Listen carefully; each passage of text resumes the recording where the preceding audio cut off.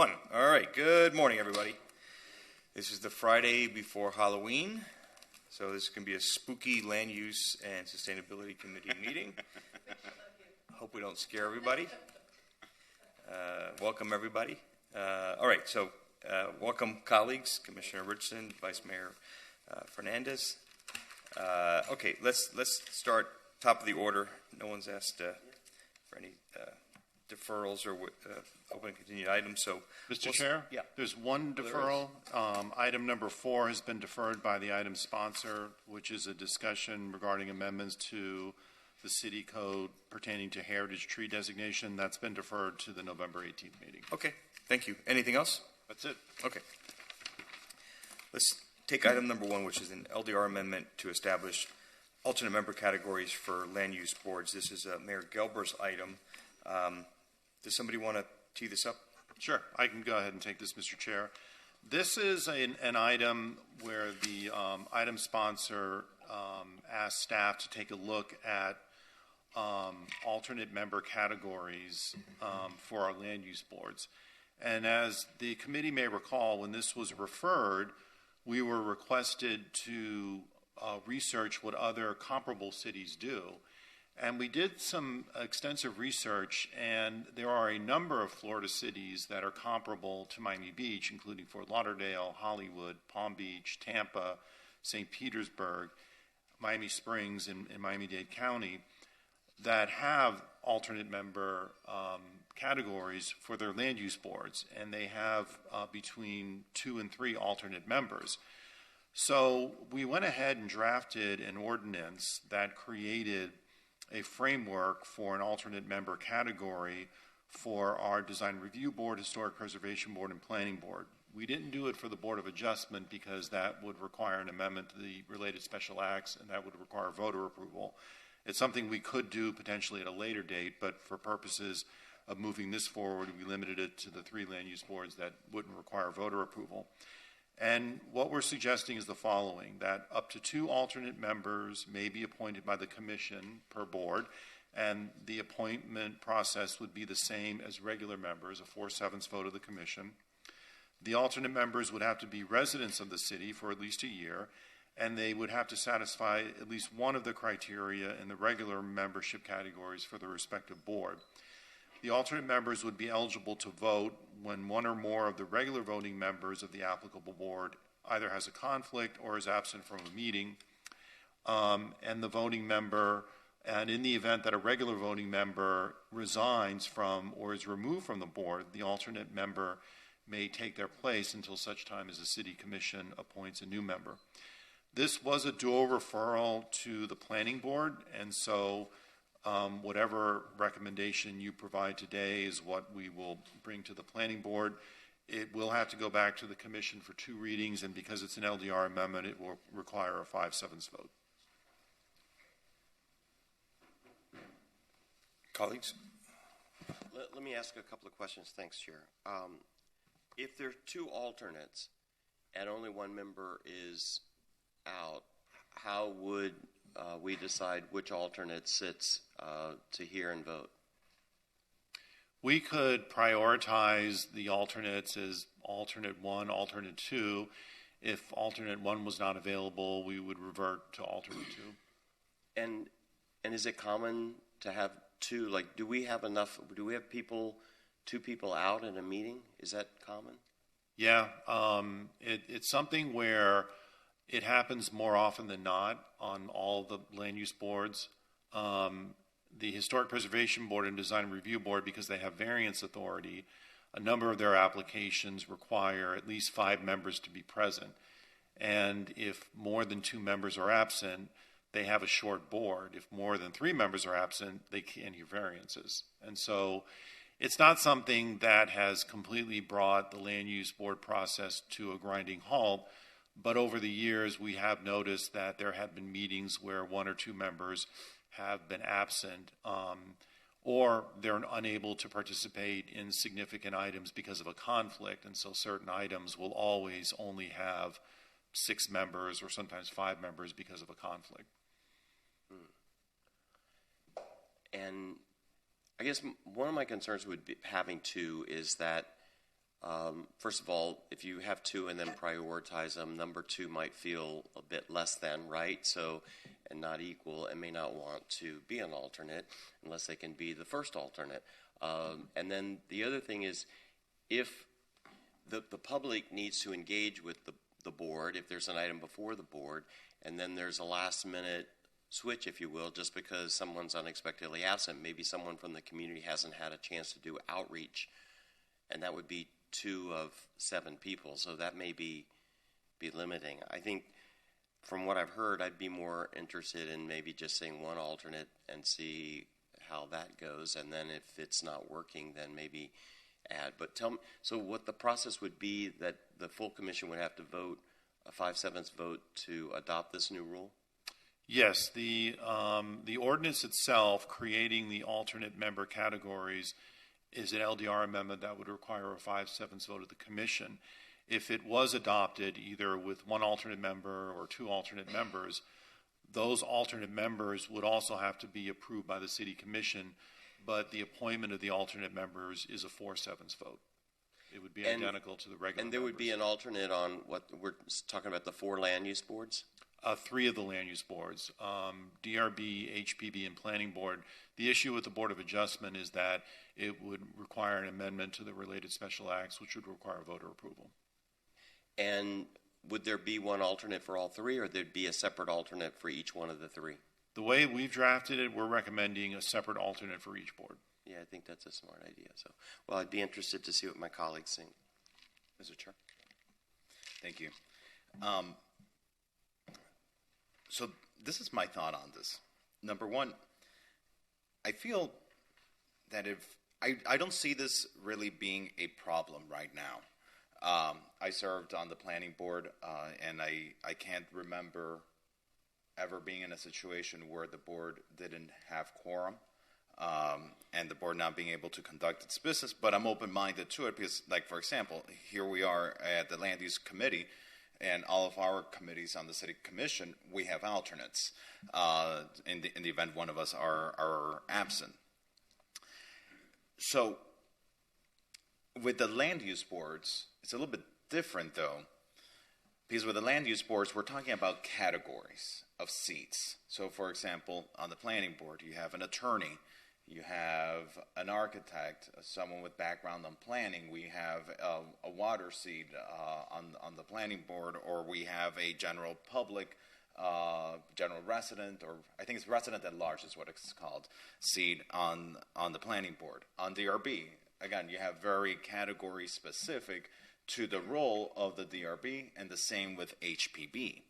Now, when you have a vacancy on an attorney's seat, or you have a vacancy on an urban planner seat, now you have an alternate individual who may not have that expertise filling in that role. And that's a concern that I have with this, because in essence, now when there's a vacancy, pretty much someone, and let me just take this from the angle of the vacancy, and I understand the main intent here is to address absences, but I would imagine this alternate would also serve in the event of a vacancy until a new person is appointed. Is that correct? That's correct. Okay, so in the event of a vacancy, we usually take these vacancies very seriously. We want to address them rather quickly, not to hold up the business and the due diligence, the due process that the public is entitled to with these applications. If there is an alternate that's in place, I feel perhaps we may not be as quick to do these appointments at the City Commission because it's not as urgent, it's not as pressing. You already have someone serving there, but that person may not be of the appropriate category, may not be with a landscape background, or the urban planning background, or the legal background, or the resident at large position. That's one concern that I have with this. I also feel it might be beneficial to perhaps consider, like, some of these boards are very specialized in what they do. The planning board is just very specialized in what they do. So is the HPB. Why not allow the HPB to select their alternate? why not allow the planning board to select their alternate? Or which was the third board, not Board of Adjustment, Design Review. Design Review Board. Design Review Board. Why not allow them to select their alternate? Because ultimately, ideally, these are individuals who are professionals in these categories, and they know the role that they play because they've been sitting there. And so I feel it might be beneficial to have them select someone to be that alternate. It kind of gives a little bit of power back to some of these boards and give them a stronger role. So that's kind of how I feel about this. I'm not completely against this. I just don't feel that there is a problem that we really are solving here. I'm concerned about the issue of categories, that the alternate may not fit the category. And I feel perhaps it might be good to give these boards the ability to select their alternate if we do this. Thank you.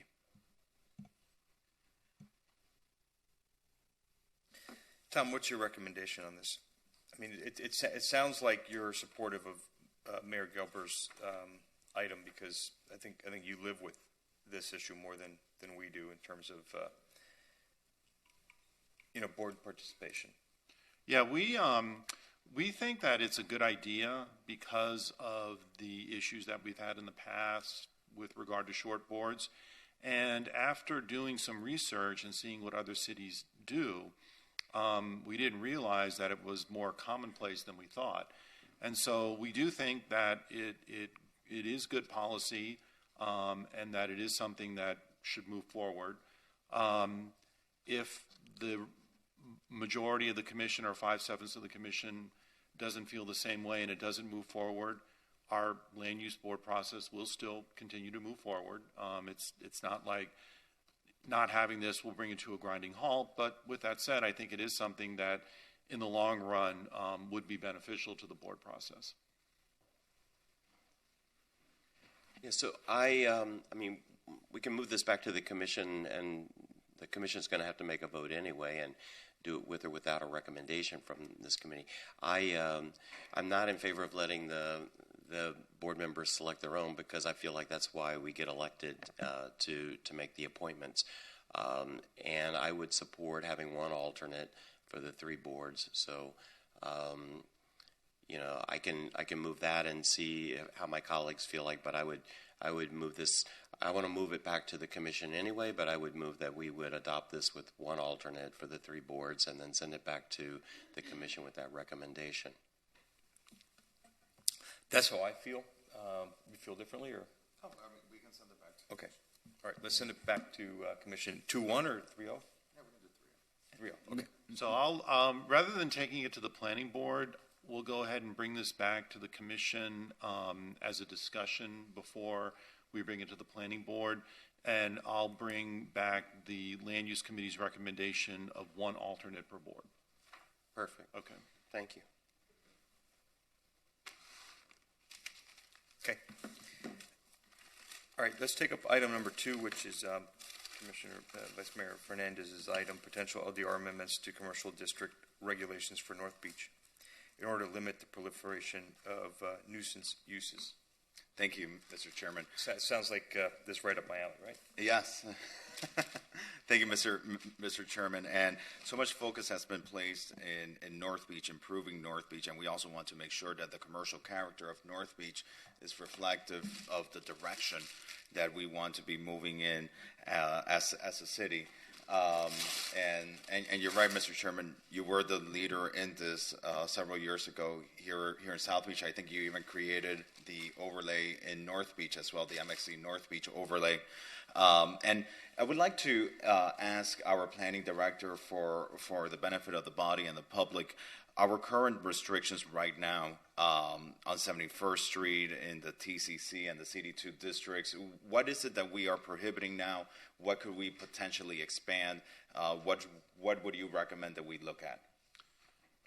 Under the code now, we restrict certain uses along Normandy Drive and 71st Street in the TCC and the CD2 districts. And these include tobacco and vape dealers, packaged liquor stores, check cashing stores, occult science establishments, and tattoo studios. One of the things that we suggested in the memo is that we consider expanding the commercial and high-intensity multifamily areas that these uses would be restricted in as well, and that we consider also adding things like souvenir and T-shirt stores, convenience stores, pharmacy stores, medical cannabis establishments, and then potentially whether or not the committee wants to consider limits on standalone bars, entertainment uses, and vitamin stores. There's a number of other commercial and high-intensity multifamily districts in the North Beach area. It may not be extending these regulations to every single one, but there are other CD1, CD2, TC, as well as RM3 and RM2 districts where certain accessory uses to hotels and apartments are permitted, and those may be worthy of consideration as well. Thank you, Tom. So I agree, and I believe we kind of share the same thoughts here. Looking at restrictions as to more convenience stores, pharmacies, we certainly don't want to see any proliferation of medical cannabis or souvenir and T-shirt shops. In fact, walking North Beach with code enforcement and our staff, we've walked into T-shirt stores that appear to be a front for something else. You walk into some of these T-shirt stores and you actually see certain products that seems to be rather questionable right in display and quite conspicuously in display, and it's something that it's just shocking that any business would conduct this business that way. I'm not sure if we necessarily myself would want to put limitations on the standalone bars or the entertainment uses or even the vitamin stores in this part of North Beach, because I don't want to be overly restrictive in an area where we're trying to encourage growth and economic activity. But colleagues, I would welcome your feedback and your thoughts on this so that hopefully then the city attorney's office together with staff could draft an ordinance that could come back to us that reflects the will of this body. Thank you, Chair. What I would be curious to see what, Tom, your recommendation is, or what the city administration recommendation is on this. We think it would be a good idea to explore the other commercial districts, including the TC1, 2, and 3, as well as the RM3 and RM2 districts, with regard to including more regulations on these types of uses. And we can come back to this committee with a more formalized ordinance that would specify those geographic boundaries, if there's a will to discuss that. That's what I think is a good idea, Vice Mayor.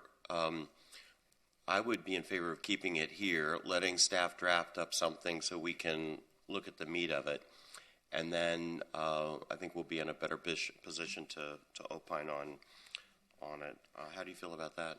And I think that's great. I don't want us to move anything to the commission until this body has seen the draft ordinance and it's something that we feel comfortable with. I like the idea of expanding into RM1, RM2, because from what I see, that would take it west up to Rue Notre Dame. Yeah, RM1 it wouldn't expand to because no commercial uses are permitted in RM1. Okay. But it would focus on RM2 and RM3 to the extent that we want to control certain of those uses as an accessory use to either a hotel or an apartment. Okay. And not CD2? Yeah, CD2 would be the other district we would look at. We would look at CD1, CD2, the TC districts, as well as the RM2 and RM3 districts. Okay. So I'm supportive of us considering an ordinance drafted with your office and the city attorneys, and I'm willing to make that motion, Mr. Chairman. How do you feel about that? Yeah, I'm okay with it. Yep. Okay. All right. Is there any specific use that you think we should specifically be looking at restricting? I thought that we should perhaps, given the economic activity, and we want to make sure the area keeps on moving forward, perhaps the standalone bars, the entertainment uses, not including that in the ordinance. I agree. Yeah. Okay. I agree as well. Yeah. How about the vitamin stores? And I'll The tell you, what stores? the vitamin stores, because I generally think of vitamin stores as GNC, but then we see on Lincoln Road, They become CBD stores. CBD quickly, yeah. stores. So I would concur. Yep. Okay. So I mean, if we overshoot, we can, always amend. go back the other way. Yeah. All right. So that's Tom, Sunset Harbor, are they allowed to have tattoo parlors, vape shops, fast food, marijuana stores, anything like that? I don't think so. It's a rhetorical question. No, And who passed that legislation? I think you were the sponsor of Yeah. that. So we're going to come up with an item shortly. My dear friends here who love to say that I'm going to destroy the neighborhood, forget all the things that I've done for the neighborhood so that we don't have fast food places, marijuana stores, vape, tattoo parlors, proliferation of liquor stores. So when we talk about the item about allowing live entertainment like a piano in a restaurant, I just want to remind my friends of what I've done for the neighborhood before you accuse me of destroying it. But what we're trying to do in North Beach is exactly preserve, or hopefully put us on a path forward where it doesn't become, a district that is, overrun by a nuisance retail. Okay. What do we think? What's the timing on And this? sadly, I was not on the commission 20 years ago, or we would have prevented this from happening on Washington Avenue, or even on Lincoln Road and places like that. Timing, Tom, when? We had talked about bringing this back in November. We'll have to put something together pretty quickly because we'll need to get it. Unless you're okay with it coming back in January, we can probably fine give with it a that. little bit more thought. January is I fine. think Okay. that's better. We got a lot going on, and Okay. and we don't want to. So by acclamation, we'll continue this to January, and staff will draft the initial legislation. Okay. You got it? Excellent. Thank you, guys. Okay. Let's see here. Well, while I have you, why don't we talk about item number 6, permitting live entertainment to promote arts and culture? Because we all love arts and culture. This is my item, and what I want to do, and I'll maybe call in our legal team to tell us what our current legal definition of live entertainment is, and maybe we can take it from there. I'm sponsoring this because I think it's important to promote arts and culture in our city. I think all of us are of that same opinion. I believe, and I've been told by attorneys, that our current definition of live entertainment, if we were to be sued, we would probably lose on First Amendment violations. And so I want to try to, one, correct the language of our legislation, and then also to try to very carefully tailor live entertainment throughout our city so that we can support business, so that we can support and promote arts and culture, and have harmony with our neighbors so that we don't have disturbance of the peace. That's all that this is about. So contrary to what I'm going to be hearing, this is not about having the Rolling Stones come have live music all night long. This is about trying to have arts and culture and things that we can all enjoy, things that support local businesses and enhance the quality of life of our residents. That's all this is about. So you can come up here and throw out all kinds of accusations and conjecture, but that's going to be a false reading of what we're trying to do. Would you like to tell us what the definition of live entertainment, and then I'm going to ask you some questions. Sure, Mr. Chairman, thank you. I'm happy to do that. So currently, the definition of entertainment in the code includes any live or recorded, amplified or non-amplified performance of any kind. The only exception is for TV, radio, or recorded background music at a level that does not interfere with normal conversation, which the shorthand for that is at an ambient level. So the issue that we've looked at in particular is that music played at an ambient level is not considered entertainment if it's recorded, but that same music or performance, if it were live, would be considered entertainment. So it's really the exception that I think we're looking at in particular. So, for example, if I plug my iPhone and play music, so long as it's at ambient level, fine. Correct. The same music, exact same recording, at the same decibel level, played by a DJ? That would be entertainment. Right. Which is the stupidity of our live entertainment ordinance.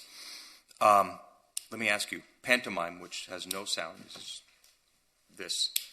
is that live entertainment? That's live performance, so yes, it would be entertainment. If I wanted to do a book reading, Also, spoken word poetry, definitely.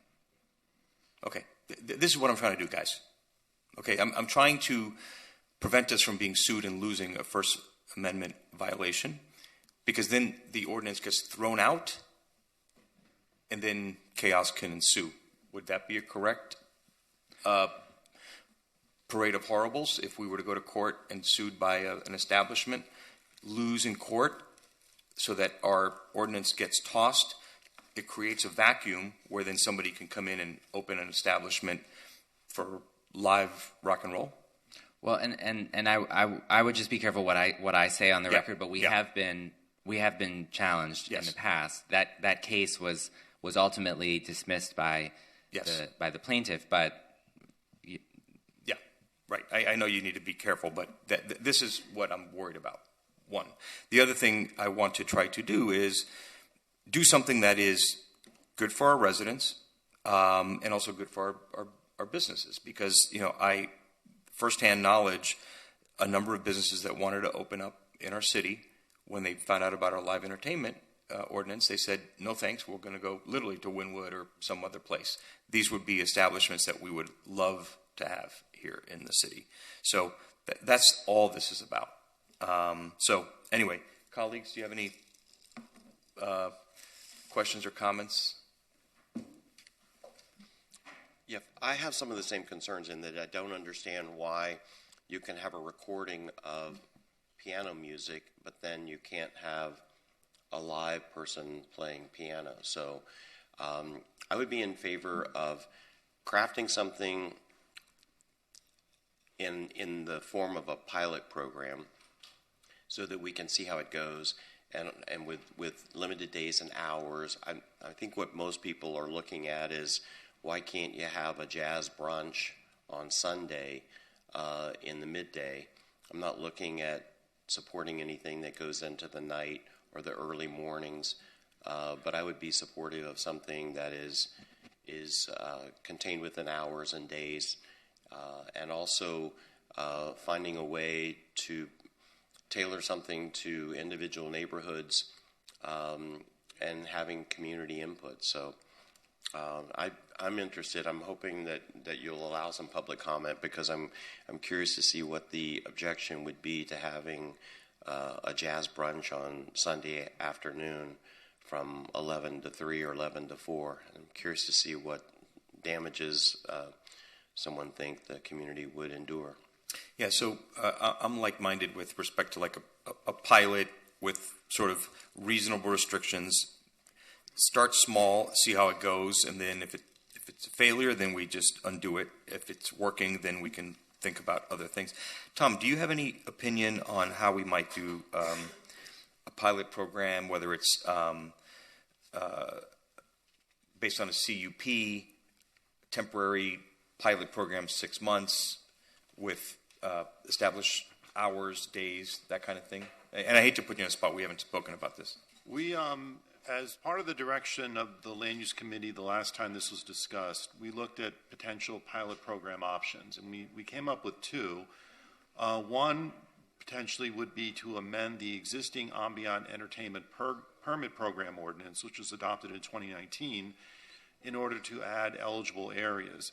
The other would be to implement a new pilot to allow indoor entertainment in those neighborhoods that prohibit entertainment, and you could create the types of limitations on a pilot basis that you were just talking about. This could be things along the line of entertainment would be limited to indoor portions of full-service restaurants. It would be limited to weekends. It could be no earlier than 11 a.m. and no later than 11 p.m. The occupant content of the establishment would not be able to exceed 300 persons. and the establishment could have up to 4 special event permits per year. These are just potential components of a pilot to the extent you wanted to further limit them so they were, say, just at brunch or lunch. You could certainly do that. If you wanted to put further increases on the OC load, you could do that. But that's the type of temporary pilot that could be implemented in those areas of the city that currently prohibit entertainment. Vice Mayor Fernandez, any Yeah, opinion? thank you. So generally speaking, we want to, of course, enhance the offerings in our city. I do think that establishments that do provide some sort of live entertainment tend to be beneficial. I know I enjoy them when I go to the city of Miami or Coral Gables. I don't think it's right for the character of every neighborhood in the city. For example, I know that, in South of Fifth, if we put this south of Fifth, it's going to generate an amount of calls from those residents that it might end up hurting the business more than helping the business and contributing something positive. And I think it's about identifying the right areas for us to test this at. But more importantly, I think we need to kind of get our house in order right now in how we enforce noise. I don't think we have good regulations right now that provides for an objective enforcement mechanism when it comes to noise, and to the extent that we do any pilot program as it relates to expand entertainment, we need to start by first addressing what we currently allow and establishing, for example, decibel levels, so that if we do a pilot in certain areas, that we do it in a way that we can really regulate this, that's beneficial for the community and for everyone. I don't think right now the entertainment that we do allow, it's not really a fair enforcement. I think we need to be looking at first moving to a decibel system and piloting the decibel system. And maybe it could be piloted together. Maybe it's piloted separately. But I think before we go and do any real policy on live entertainment, we first need to get our regulatory house in order on how we enforce our current laws and modifying these laws so that there's true objective criteria. Saying excessive noise, well, what's excessive? Excessive may be one thing to one code enforcement officer and different to another person. Or hearing at a certain distance after a certain time, well, one enforcement officer may hear something, another one may not. But if we used the technology that exists now to craft a policy that protects the quality of life of our residents, it's a whole different conversation at that point. So are you advocating to try to put us on a decibel level system? Absolutely. I think right now the subjectivity of our current code is not serving our residents well. I don't think our residents truly feel well served with our laws on noise and how they're enforced right now. And I think changing to a decibel level will serve everyone much better. I've been looking at this for a couple of years, and so I think it's a good idea for us to look at this. The county uses that system, it's my understanding.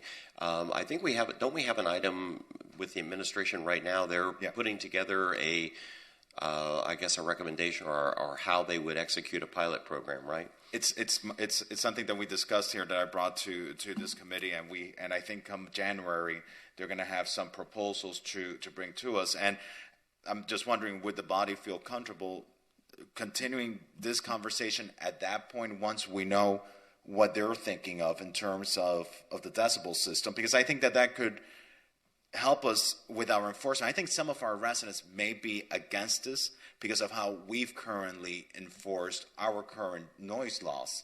And not until we correct that and fix that will we gain the public trust and support to even consider expanding what we currently have. And so I think first we need to get the laws we have, correct them, fix them, and correct the enforcement mechanism before we expand more. I think we can work on both at the same time. In that I don't want to wait until we have that in place before we move forward on this. I would be in favor of having staff draft something, that's a very limited pilot program, and I would be in favor of keeping it here and bringing it back. And Tom, when I say very limited, I think I heard you say 11 o'clock at night. I would not support that. So I would support something like 11, weekends only indoors, 11 a.m. to say 3 or 4 p.m. That's what I would support. And then we could see if that is successful, then we could see if there's any other areas where we might want to expand it. But I would not be in favor at this point of piloting something as late as 11 p.m. So what I'm thinking about is the jazz brunch type thing, or having a piano player inside of a restaurant, that sort of thing. I do like the idea of the decibel level. I started looking at that 2 years ago, and I think it's a good idea. I think there's some challenges because when you're using a meter, you don't always know exactly where the sound's coming from, but that's what the administration is working on to see how they can come up with a program. But so I'd be in favor of having staff draft up something for us to look at that would be a limited pilot program. Well, I think there's two items, and we'll take comments from the public. One that I'm hearing is sort of a decibel level code enforcement policy. Is that correct? Yeah. Which I think we need to explore and head in that direction personally. And then the other one is your recommendation about having a pilot program. And my 2 cents on that would be, hours, days, and then potentially the types of businesses. I would start with restaurants, not bars and nightclubs necessarily, but restaurants. And then I would, preemptively permit DJs, because I just think that's an obvious, like somebody can actually physically play the music as opposed to a recording, because it's a decibel level issue. But that's my 2 cents on where I would want a pilot program to start. I have a question. Yeah. So when Poetry Month comes, all these poetry events and all that, they have to get a special event permit to have these people come and read poems and all that? And a poetry event would probably, under our current regulations, only be permitted where entertainment is permitted, or subject to a special event permit. Is that right, Tom? Correct. Okay. I gotta take this. This is my 10:15. And Mr. Chairman, we can look at DJs. I think we are constrained as to distinguishing between different types of entertainment, but we can look at that. Okay. All right. Sarah, Marilyn, you want to come up? Do we have anybody on Zoom, by the way? Okay. We have at least 2 on Zoom. Okay. 4, 5. Okay. Hi, good morning. And I do want to thank you for what you did when it comes to the prohibitions of all those nuisance type of thing. And we do thank you for that. But And the mooring fields that we're hopefully going to do? yeah, what? And the mooring fields that we'll hopefully get as well? The mooring fields? The mooring fields. Oh, yeah. Yeah, that's another good idea I had. Well, I do a lot for our neighborhood, but you seem to forget that. Well, no, it's not that we haven't forget. No, you forget. That's okay. No. I just want to remind you. No, it's not that we haven't forget, and we do thank you for what you do. It is that you need to listen to what the residents said. Right, so everything that I just said that I okay, did, can I I speak? got from residents, but go ahead. On September 11th, 2019, John Aleman brought this up as one of the items, R5R, which is Ambient Live Entertainment Permit Program, and she started that. And at that time, I went off and I got a vote from all the residents in Sunset Harbor, and I bought this vote on that That's day. the push poll you did. Bring it up this so I is- can this read is a it different- into the record, No, this which is a push poll. This is a different vote. This was the vote to keep the current ordinance that we currently have in our neighborhood. Can I read to- that? Can you bring it up here so I can read This was how it submitted- was phrased? No, you can read it. It was phrased. Go ahead. Okay, go ahead. My copy. You guys have a copy because I submitted on the 11th, I submitted the whole thing. And this is not me. Marilyn and I and my team of the board listened to what the residents want. We're talking 193 people who wanted to keep the ordinance and do not have the live entertainment. We had meetings with Icebox, and we discussed we discussed having a trumpet, a violin, a piano. But the issue was, he says, well, I can actually monitor the other establishment. I said, you're running an establishment. You're not the police to monitor the other one. The problem is enforcement, number one. And if it's live entertainment, it's going to be anything goes. For example, Moloko, who is in Santa Harbor, they have outdoor speakers, to my surprise, because they inherited from the previous one. Last week at 9 p.m., they were playing disco music outside that you can hear it half a block away. And I don't live there. Nobody lives around there. That you can hear it half a walk away, people going to Fresh Market. They brought it to my attention. And it was, to me, that's very loud. So you start with ambient. You have ambient entertainment today. Recorded music, you can put it at any level. How many times you've gone to a restaurant that you have to overspeak and out loud to hear the other person because the ambient entertainment is so high that you can't hear the other person? Now, nobody knows about that. You know, people that come and visit, they don't know anything about, they can cold code, it's too loud, I can't talk to somebody. But that happens many, many times. And the way to enforce that is already with ambient recorded music. That is very hard to do. So we already had, those votes were sent out to keep our ordinance. We've worked very hard for the neighborhood. If the neighborhood says they don't want it, you need to obey by that. Or tell the neighborhood that they can actually, they can, you know, they don't have to be in the ordinance. They can be, what do you call it? Be spaced out, or they can write out they don't have to be included.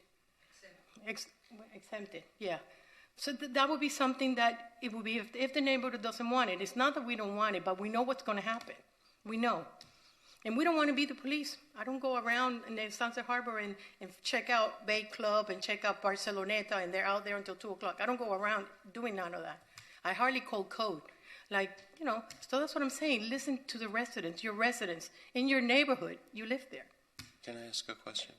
So, Sarah, thanks for coming and talking to us.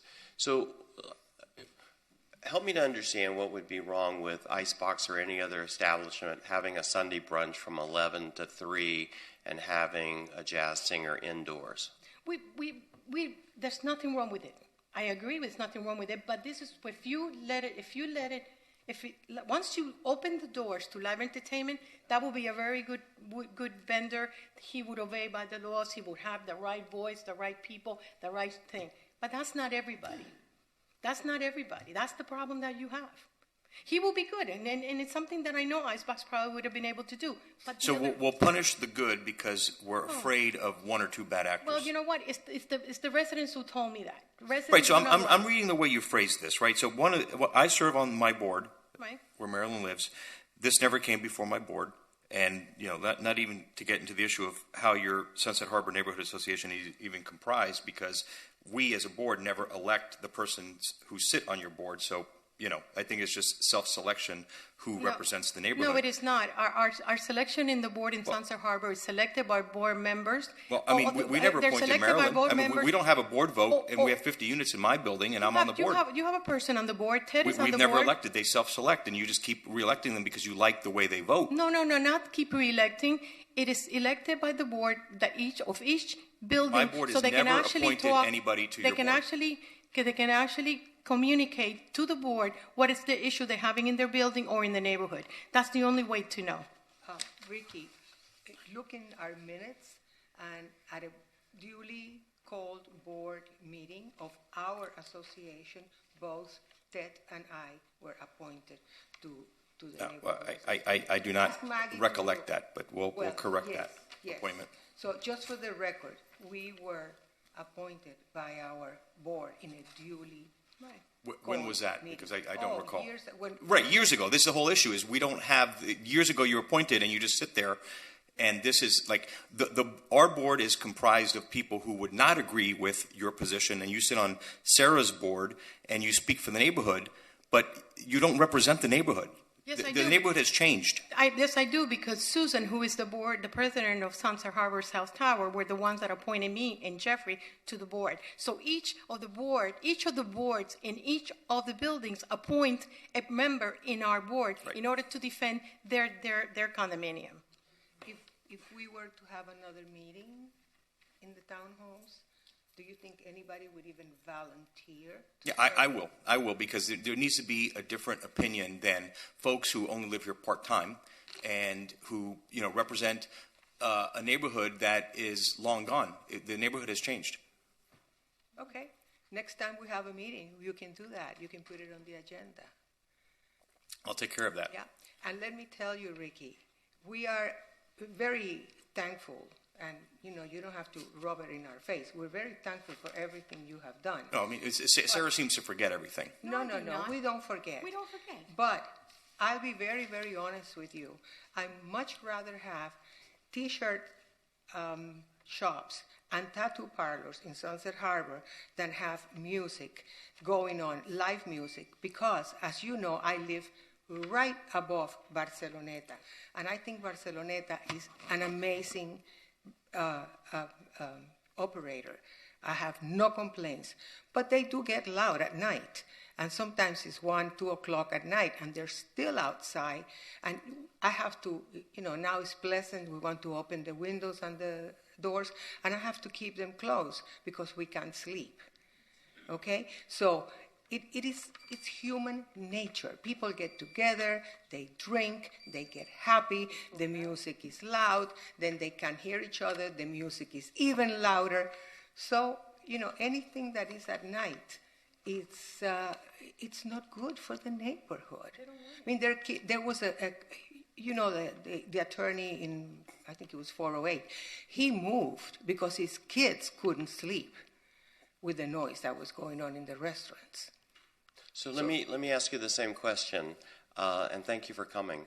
I've already said I'm not going to support something at night, 1 or 2 o'clock in the morning.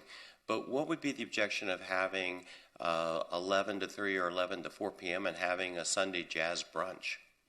I think that would be very nice if you could control the noise.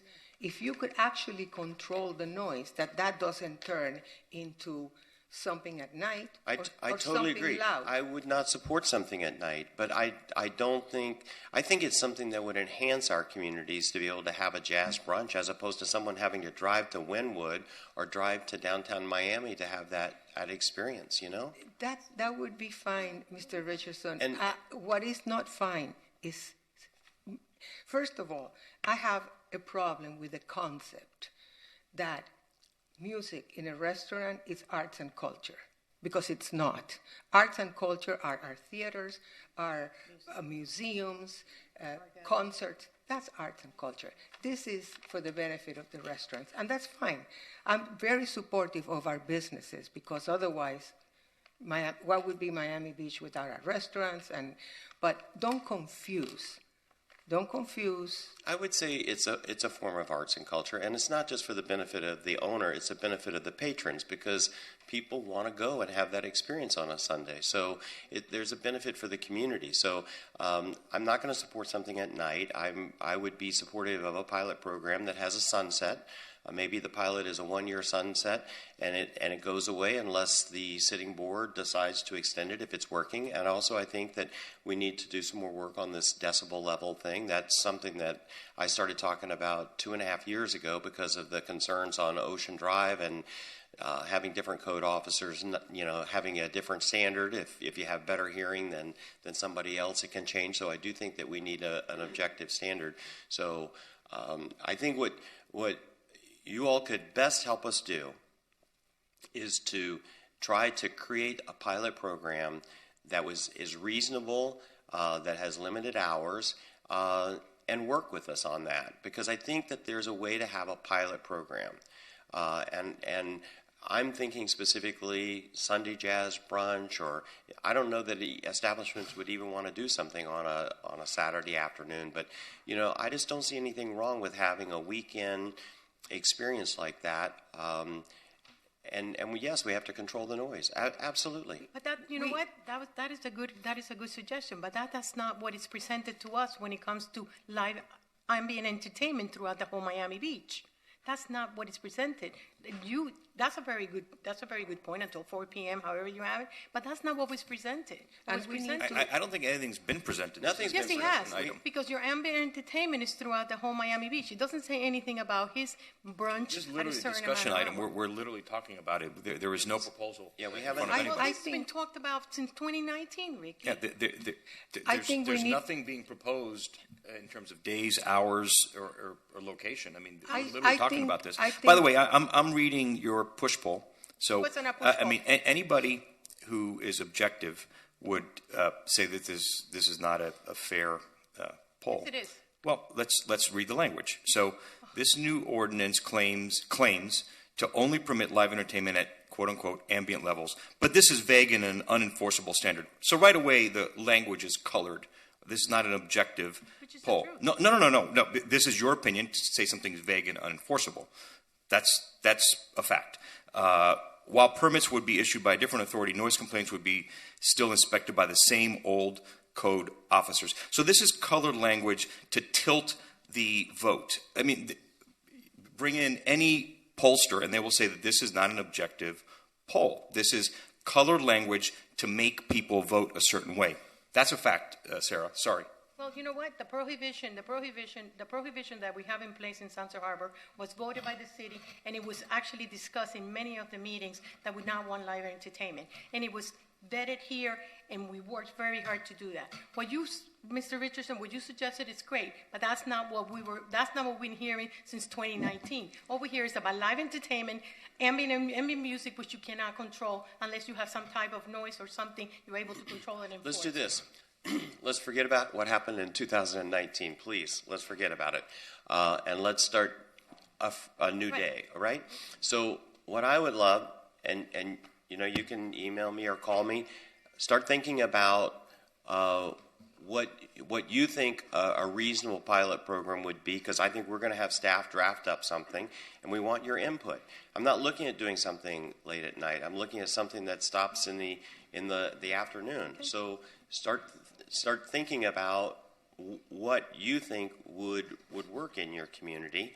Now, can remember, like, somebody can still play this recorded music late at night, right? Yeah.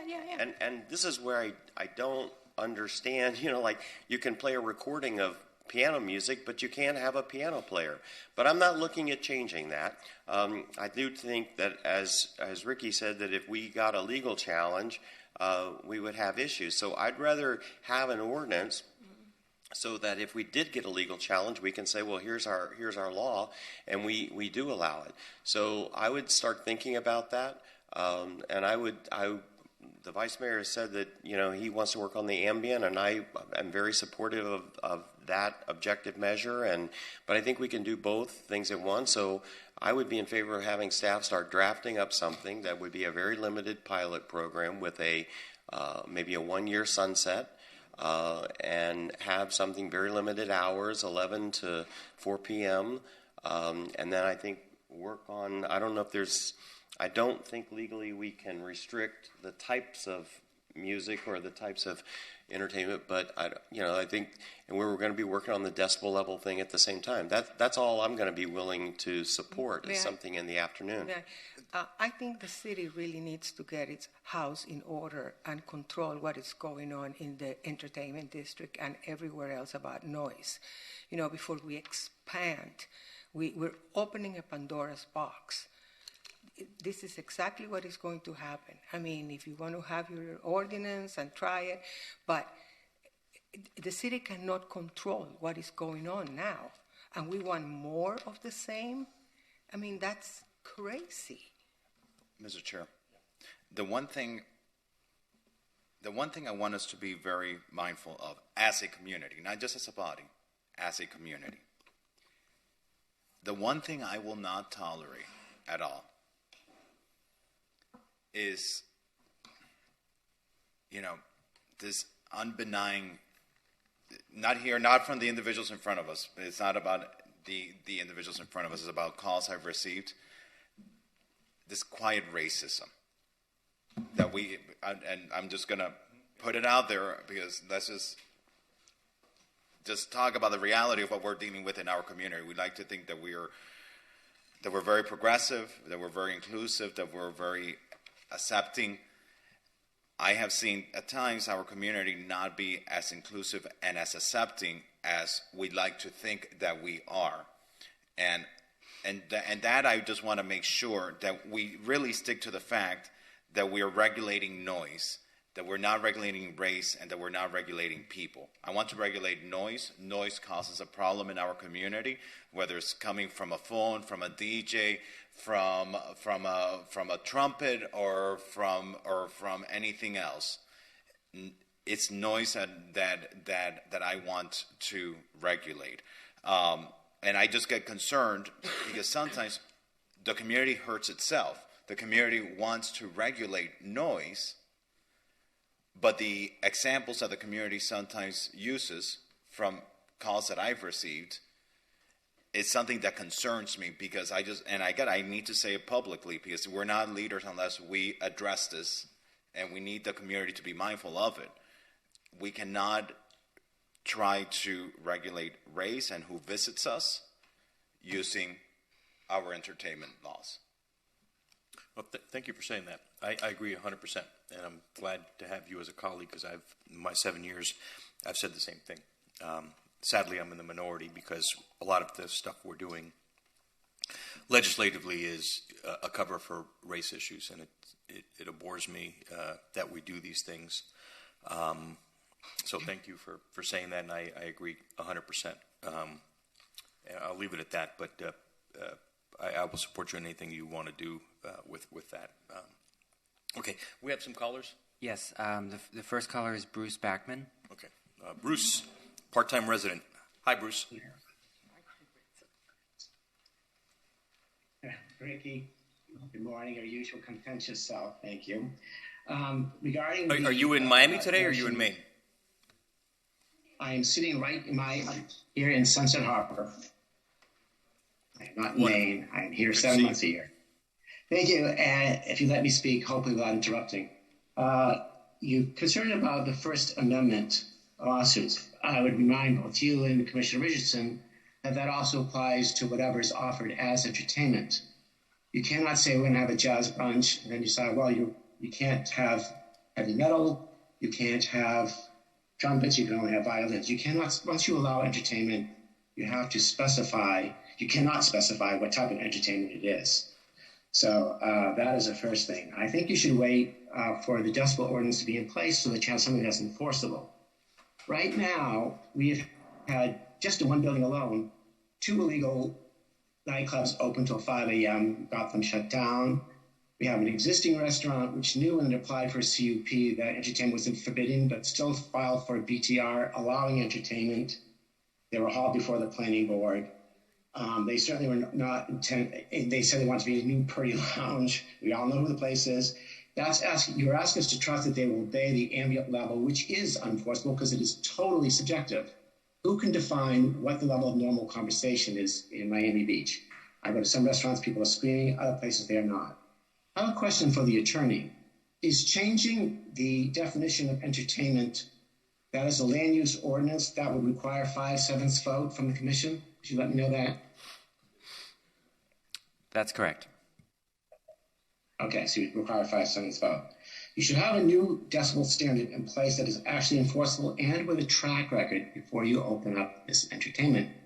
Otherwise, we have good operators. They do get punished because there are bad operators. That happens throughout the city. If you had a meaningful enforcement of noise ordinance, there would be none of these objections from residents. They would simply see places shut down and disobey. But right now, it is almost impossible to get court enforcement to cite. When they do cite on appeal, these fines are almost always overturned. And that is the problem. You need an enforceable system first before expanding entertainment. Mr. Backman, your 2 minutes are up. Our next caller is David Suarez. Good morning, David. Good morning. Good morning, Commissioners. The lady who spoke at the podium was spot on. If you allow this, it's going to open up Pandora's box to not only South of Fifth, where I live, but every neighborhood. Unfortunately, a lot of these businesses, restaurants, they'll start with best intentions, then they may get bought out, and the new owners aren't as mindful of the residents when it comes to noise and ambient music, etc. I mean, I live across the street from Minibar. I like Minibar. I get a drink there, but a lot of times they forget to turn off their speakers. They have, rowdy crowds, and it causes a lot of collateral noise in the neighborhood during that time. Granted, that's at night, but like I said, with the best intentions, if you want to say between 11 a.m. to 3 p.m., before you know it, it's till 5 p.m. and then it's to 6 p.m. and then code enforcement's not coming around to making sure that it is, to whatever cutoff time it is. And like Bruce just said, if they do get fined, they get it overturned, and it's no big deal to them. So I'm all for arts and culture. I think Miami Beach is a great place for it. I think Commissioner Arreola, your head's in the right place as far as diversifying our community, but we really need to take it slow and make sure that this doesn't erode further the quality of life in South of Fifth. Thank you. David, let me ask you a question while I have you. And you live south of Fifth. I lived there for 20 years. I love the neighborhood. How would you feel about an establishment, 700-person occupancy, live outdoor entertainment? Would you be in favor of something like that? 700-person occupancy? Yeah, outdoor live entertainment. No, that would be ridiculous here. Yeah, so that's Monty's. Would you want to close Monty's and prohibit, because they have live entertainment outdoor? I've never seen 700 people. But that's their occupancy license, and they have, because they're grandfathered in, live outdoor entertainment. And I think most people would agree, south of Fifth, that it's a neighborhood enhancement. It's a great place to go, celebrate and have fun with family and friends. But Monty's is a neighborhood amenity. I mean, in fact, voters turned down 2 years ago a proposal to redevelop that site, mostly because they wanted to preserve Monty's. And Monty's is a 700 occupancy live outdoor entertainment beneath 2 major condos, and nobody seems to have a problem with it. So I'm just saying, when we start doing this parade of horribles. I completely understand what you're saying, and I've eaten at Monty's. I've enjoyed their live music there too. But I believe when they were approved a permit for that, it was specifically for that property because of the location. Well, they're grandfathered in. The reason we have live entertainment at all in the city is because it's all grandfathered in under sort of the most recent commissions where we bend over for the vocal minority. We have prohibited live entertainment throughout the city. And the only reason I think we have any kind of a vibe in this city is because of the establishments that have been grandfathered in. I mean, if the vocal minority had their way, we would be a sleepy town like Naples. And that's why all the marquee entertainment is happening in Wynwood, Brickell, and other places, because we have such prohibitive legislation. I get it. We don't want to be like a sleepy town like Naples or any other West Coast cities. And I understand it was grandfathered in, but Miami Beach was a different city when it was grandfathered in. It was now it is completely changed. We are losing residents than gaining residents. That's a fact. And we want to keep residents here. We want to the people that stay here, we want them to live here and be happy. And we don't want to make Miami Beach a shell of a city where it's mostly just tourists. We want to encourage people to live here, raise families. Mr. Stars, your 2 minutes are up. I understand. Okay.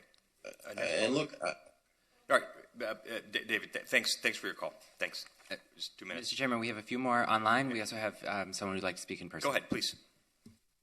Hi, my name is Elaine Litvak. I live at the Murano, which borders on South Point Park, which is east of Monty's. It's all residentials. It's all condos. It's a residential neighborhood, and I assumed and I knew that there was a noise ordinance. I'm here to talk about the noise and the decibels that are so loud that are coming from South Point Park. South Point Park, I do not know what is happening there, but every Sunday, hundreds and hundreds of people are coming to hear bongo playing that is amplified. And no one is saying anything about it. And last week I was on my porch. Now you have to realize about decibel noise. It travels up. I'm on the 23rd floor of this condo, and the noise is louder than if you are walking by. But they have live bongos, hundreds of people, having a good time, behaving themselves, of course, but the noise is absolutely deafening. I called code. I asked Code, I said, what is going on here? She said, I'll take care of it. And an hour later, the noise is worse than it ever was. And I called her back, and I said, what's going on? She said, well, I called the park rangers, which obviously did nothing. I said, lady, there's hundreds of people out here. She said, hundreds of people? She sent me right over to the police. She connected me. Within 15 minutes, the police were there. Then, after it, no noise, and then it started up again, but much quieter. But I want you to know that noise rises. First of all, there shouldn't be bongo drums, and this is happening every single Sunday. They've gotten away with it because most of the community is not back, but the community is back. We have our doors open. We want to sleep with our doors open. This is Sunday night, and I don't understand. I do want, one last thing I want to say is Murano, our Murano has a beach club that borders right on the park. We have parties, but we don't dare have any live entertainment or anything amplified because we know it's the noise code. And then to have this going on in the park, I just don't understand. And I really want you to address this and to realize that noise rises. Thank you very much. Okay, our next caller online is... Nick, if I may, ma'am, and I'd love to meet with you about this.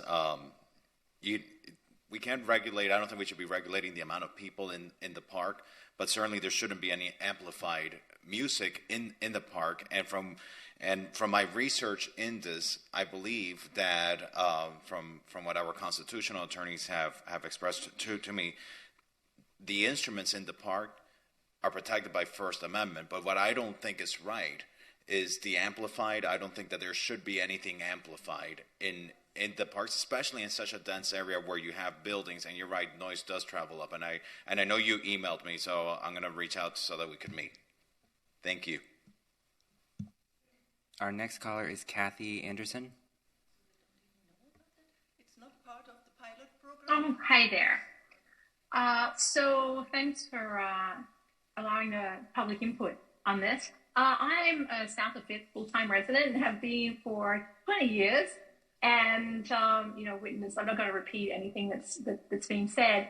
I think what everyone's afraid of is that you have some bad players that ruin it for everyone else. Again, we're all concerned that this will get out of hand, that it's not going to be enforced. The example that was just given in South Point Park, that's great down there. But, when it's not controlled, it can get out of hand. So, again, without repeating everything that's been said, I guess my question is, what would you be doing in terms of enforcement and also of the consequences? Because we all know that the fines that can be imposed, can be of little significance for the operators that are just going to disregard it or do their own thing. So can you talk a little bit about, how, even in a pilot program, you would contain that? I'm all for, restricting the hours to something that's reasonable. I think it does, it's a nice enhancement, but we're all concerned about the enforcement and that the magnitude of the consequences are big enough that it is a disincentive and the operators are just not going to flagrantly disregard anything because they can either get fines overturned or they're just not big enough to cause them to worry about it.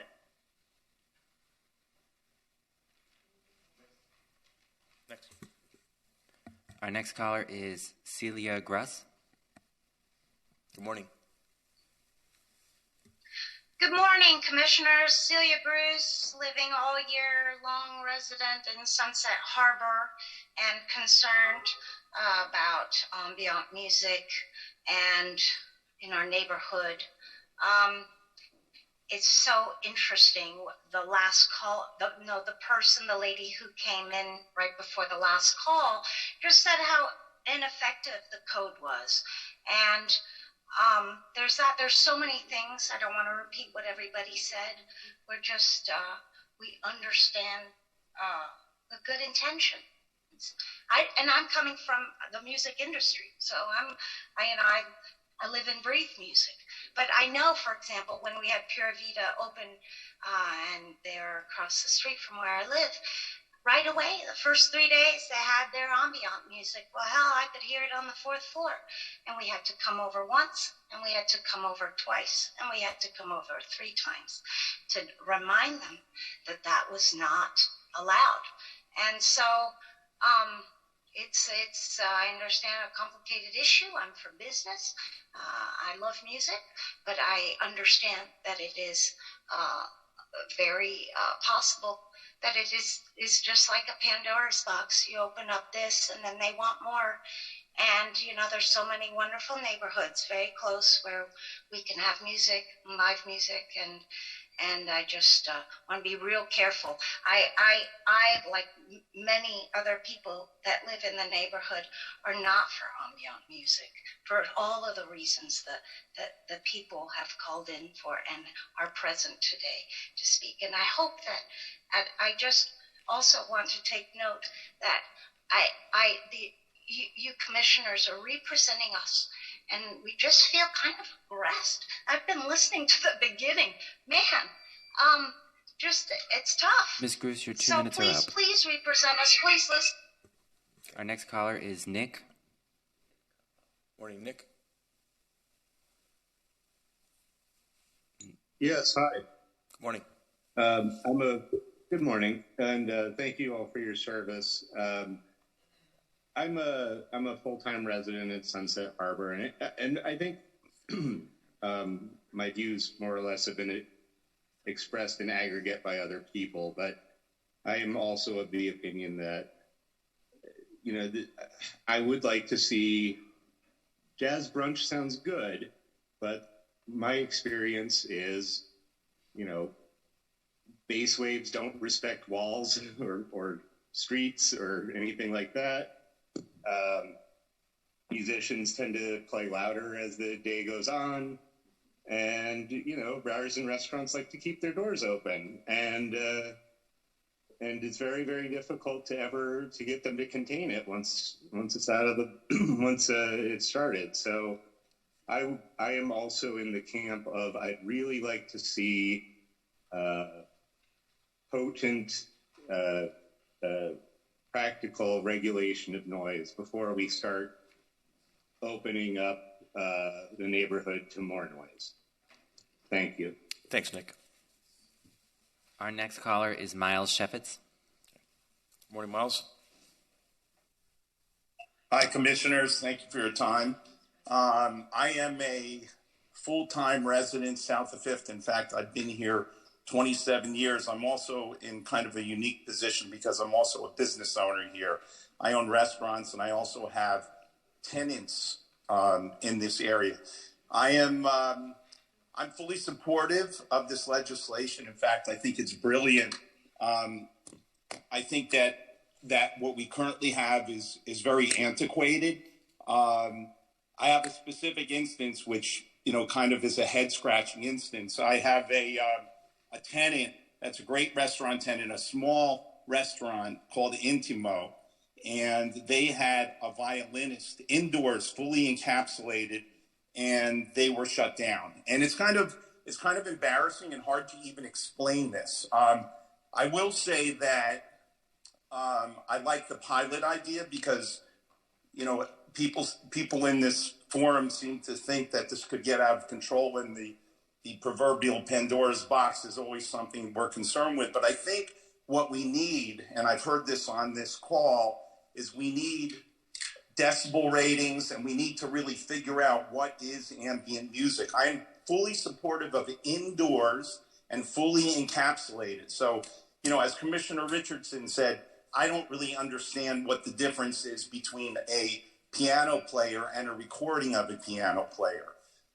So I think that, I don't think anybody is against this, because if they really stopped and thought about it, nobody in their right mind would really be concerned. What they're concerned about is outdoor noise or noise emanating from a premises. So I think that maybe it's not, and I'll leave this to the smarter minds, which you guys are.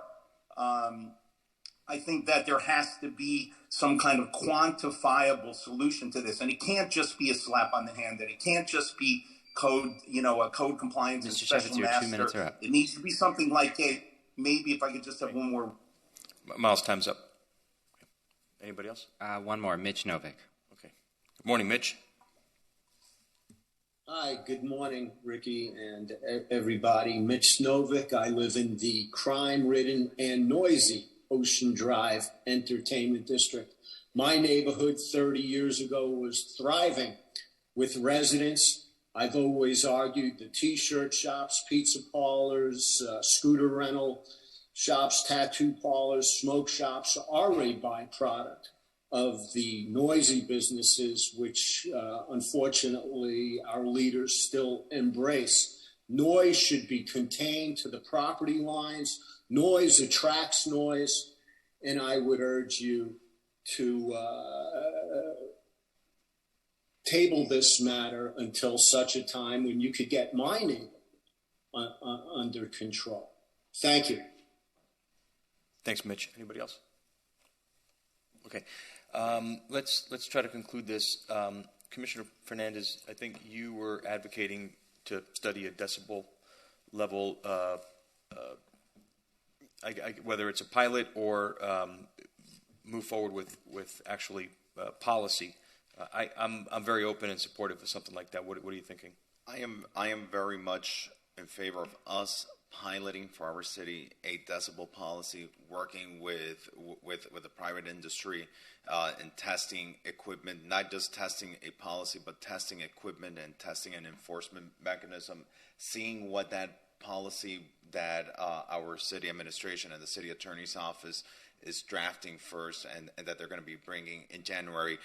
I would feel much better speaking about doing anything else at that point once we know what a potential decibel system pilot program could look like, because that's the start of us correcting, I think, our enforcement on this. I think that the community doesn't feel well served by our current regulations or by our current enforcement, not to no fault of our code enforcement, but the code enforcement can only enforce the laws that we have in place. And I feel we shouldn't be changing these laws and expanding until we find a path to correct this. And it sounds like in January they're going to be bringing back a potential pilot program for the decibel system that hopefully will provide objective criteria through which we can truly enforce noise in our city. So where is that item is before this committee or before the full commission, the thing you're working on for the decibel level? That item is before this committee. It was discussed last month, and it was continued to the December, now January meeting with direction for the administration in consultation with our sound consultant to come back with a framework for a decibel pilot. We've already had one meeting with the city attorney's office, code compliance and planning. We are in the process of engaging our consultant to develop that framework, and our plan was to bring that back to you at your January meeting. Okay, and legal is, let's say that we have this pilot program for the decibel. Could that pilot program just be a pilot to some program that similar to what we're talking about today, or would it have to be a citywide noise pilot? I think we're talking about doing the decibel pilot starting on a limited basis. These can travel together or not. It seems to me that maybe since that's a pilot and we're talking about a pilot here, doing the pilot on the decibel as it relates to this particular program, and then they'll both be very, very limited. So I think that we can work on both at the same. So I want to continue working on the decibel level. I'm very interested in seeing where that goes. I was looking at that 2.5 years ago, so I'm glad that we're moving forward with that. But I would be in favor, and I will move that to have the staff start drafting up something and bring it to us in January. That would be a very limited pilot program for the subject matter that we're talking today. And, you know, just in terms of guidance, what I will support is 11 a.m. to 4 or 5 or 6 p.m., and that would be weekends only. It would be totally indoors. If it's a holiday weekend, I think it could extend to the Monday or the Friday. I think that's fine. And also I'd ask staff to look at you know, whether or not you think as part of a pilot program we ought to give establishments 2, 3, 4 special permits a year to be able to do something a little bit later, not into the late night hours, but if it's a holiday weekend especially. But that's something I would let staff look at and see what you would recommend. So that's what I'd like to see, and I'll do that in the form of a motion to have you work on a draft and bring it back here in January along with the decibel. And I would be in favor of taking this pilot program, the decibel level pilot program, and having it applicable to this program, because I don't think we should have a pilot program that would be citywide, because that's the whole purpose of a pilot, is to test it out. So that's how I'd like to see it go. You have the support to move this forward. I can't support this today. I want to see the decibel system first. I really feel that our existing laws today, we need to fix that first. But it sounds like this is going to be coming back in January, possibly together with the decibel system. So we can further discuss it there. But I can't support the motion today. I just feel the current laws, we need to fix the current laws and the current enforcement system. And I look forward to see what they bring in January. Can I ask another question? Yeah, please go. Let me ask, I had one other question I wanted to ask. Is it illegal and or appropriate that if we had a pilot program for this type of music, that we could charge the establishments a fee for getting that sort of, I guess it would be maybe a conditional use permit, or would we, is that not permitted? We could do it as, and the way Tom and I have discussed it is that would be, on a permit basis, a term of 1 year. We could charge a fee for review of the permit. If we're doing it on a pilot basis, it would be revocable. We'd have strict enforcement. We want to make sure that we're not creating a vested right situation, so we would not want to send these to the planning board. We can certainly charge a fee.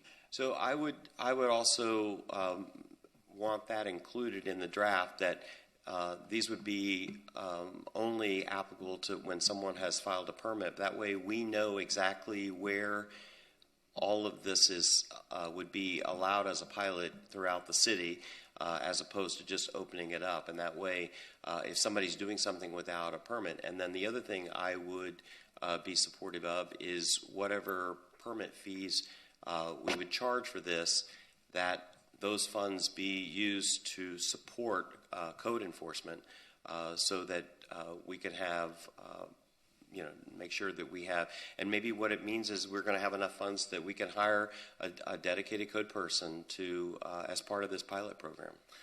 I got a question. So, to the attorney, Collins Park, for example, do we allow live entertainment in Collins Park? I would defer to Tom, but I believe the answer is yes. Subject to conditional use approval, the RM2 areas were carved out to allow outdoor entertainment subject to conditional use approval. And indoor entertainment is also permitted subject to conditional use approval. Okay. And so, but in Sunset Harbor, we don't. Correct. Right. And so, it'll be interesting to see between now and January if maybe staff engages with some of our neighborhoods and see, are there neighborhoods that are open? Is there a neighborhood in North Beach, on some of the commercial areas that are trying to bring life and activity that might be open to being part of this pilot program. Again, I don't think south of Fifth makes sense because it's gonna hurt over there. It seems to me that there's not support for right now from Sunset Harbor, but which neighborhoods are actually supporting this? And I think there could be neighborhoods that are supporting this, because I do hear from individuals that tell me that they moved down here because they wanted that entertainment, that activity. So I would feel better, besides the decibel system, if we actually knew the specific neighborhoods that we could actually be considering to implement this in. Because right now, just a blanket anywhere in the city or in areas like south of Fifth and Sunset Harbor, I wouldn't feel comfortable with that. Let's bring this in for landing. Tom, you're going to work on, or Nick, a decibel ordinance? We're already working on that under a separate item that's pending before land use. That'll be coming back to you in January. And then you'll draft something with a pilot program for our consideration based on our conversation today? I believe, and Commissioner Richardson, correct me if I'm wrong, your motion was... And I seconded his motion also. Okay, was to come back in January with a pilot program based upon the parameters that you set forth. Yeah. And Mr. Chair, did you also want us to come back with some information regarding ambient DJ? Yes, I would. Moreover, I'd ask our city attorney to look at our current live entertainment language and potentially draft something that would survive a court challenge. You okay with that? Yeah. Tom, let me ask one other question, because I know we've had a number of comments about the proximity of certain establishments to residential. One of the things that you might want to look at, no, not might want, I want you to look at, is, I'm looking at something very limited for this pilot in terms of hours. But I want you to think about whether or not there may be certain establishments where there's no residential within 200 feet, 300 feet, 400 feet. And so you should think about whether or not there's a different, they would have maybe a different time period. Maybe they do get to go later because there's absolutely no residential around there. So I want you to think about that. Obviously, the closer residential is to the establishment, the more sensitive I am to the noise, which is why I'm limiting the hours. But if there's no residential close by, then that's less important. And I don't agree that this is opening Pandora's box, because this is a pilot program, and I wouldn't want to see the draft sunset in a year. That way, if whoever's here sitting in the commission if it passes, and it may not pass again. It's a pilot program, just so we can see how it goes. And I would encourage the public to give us your input. Sarah, other than no, right? Like, work with us here. So what do you think would work in your community? If you don't think it will work at all, then that's what you're going to tell us. I think, if you have to try it, I think... Sarah, you should be on the record. If you have to try it, I really think you should try it where there are residents. You know why? Because you're going to see whether it really works or not. Versus... Yeah, do it. Right. Do it the way you said it, but also where they have residents, because then you're going to know, and they can complain about it if they had to. We will talk about it in the board. I will get input from the residents if something, what they want to see, and I will give you the input, because I think it's a good one. It's not, like I said, we're not totally against it, but the neighborhood. You just don't want it out of control. I get that. Right, and I think hopefully if you fix the noise and you do the noise, and that gets controlled very well, then this will be something that you can actually have, and that you're going to be able to enforce it. Our biggest issue talking to the people has been enforcement, always been. So I think you're in the right track if you get that noise thing going. Okay. I think it will be Sarah, really you and I are on the same page on this issue. Everything you just said, I agree with. right? We're on the same page. I mean, I want to better our neighborhoods. I want to support our businesses. I want to enhance their quality of life. I don't want things to get out of control. I don't want things to, be a nuisance to neighbors, right? But I want to try to, right. I just want to put us on a path where we can do better. That's all we're trying to do here. And you can come and talk to us any single time. We're very open and we're very, I have 10 board members, 2 just changed in the North Tower. So I have very good board members who listen. I mean, they might have my opinion. We all have opinions, but we have to vote. There's 10 of us, and I have 2 of them just in case somebody fails and it's not there. I'm able to get a vote. But you can talk to us. It's not like, don't be so aggressive with us. Just work with us. Gotcha. Thank you, Sarah. Thank you for everything. Okay, let's conclude this item. Yeah. Okay. Do you want to show this done as 2-1? Yeah. Mr. Party Poop over here voted no. Yeah. Okay.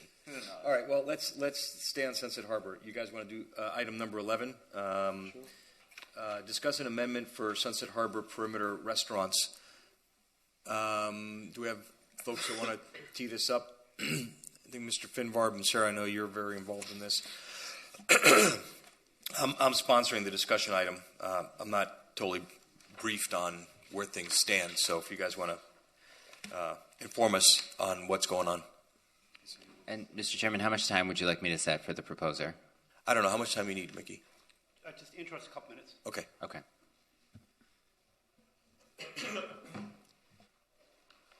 Ready? All right. Good morning, Mr. Chair, members of the committee. Mickey Murrah from law firm Burke Howardell, Fernandez, Larkin, and Tapinas. With me today, Mike Urente and Tracy Slavens in our team, and Ronnie Finvarb, the owner of the property and the developer. Just a little bit of background. I think you all will remember about a year ago, a little more than a year ago, Mr. Finvarb had purchased this property prior to any discussion of what later became a hotel prohibition in this area. He obviously bought it for the purpose of a hotel as an accessory, use for his Palomar Hotel. So at that point, we had to reconsider what to do. Took some time, and we believe we have really a fantastic project that we feel will be an asset, not only to him, but to the neighborhood. We had heard during the discussions of that prior ordinance, there were some things mentioned like a garden or a park, and unfortunately those uses did not pencil out on his business model. But one of the things we heard was a food hall.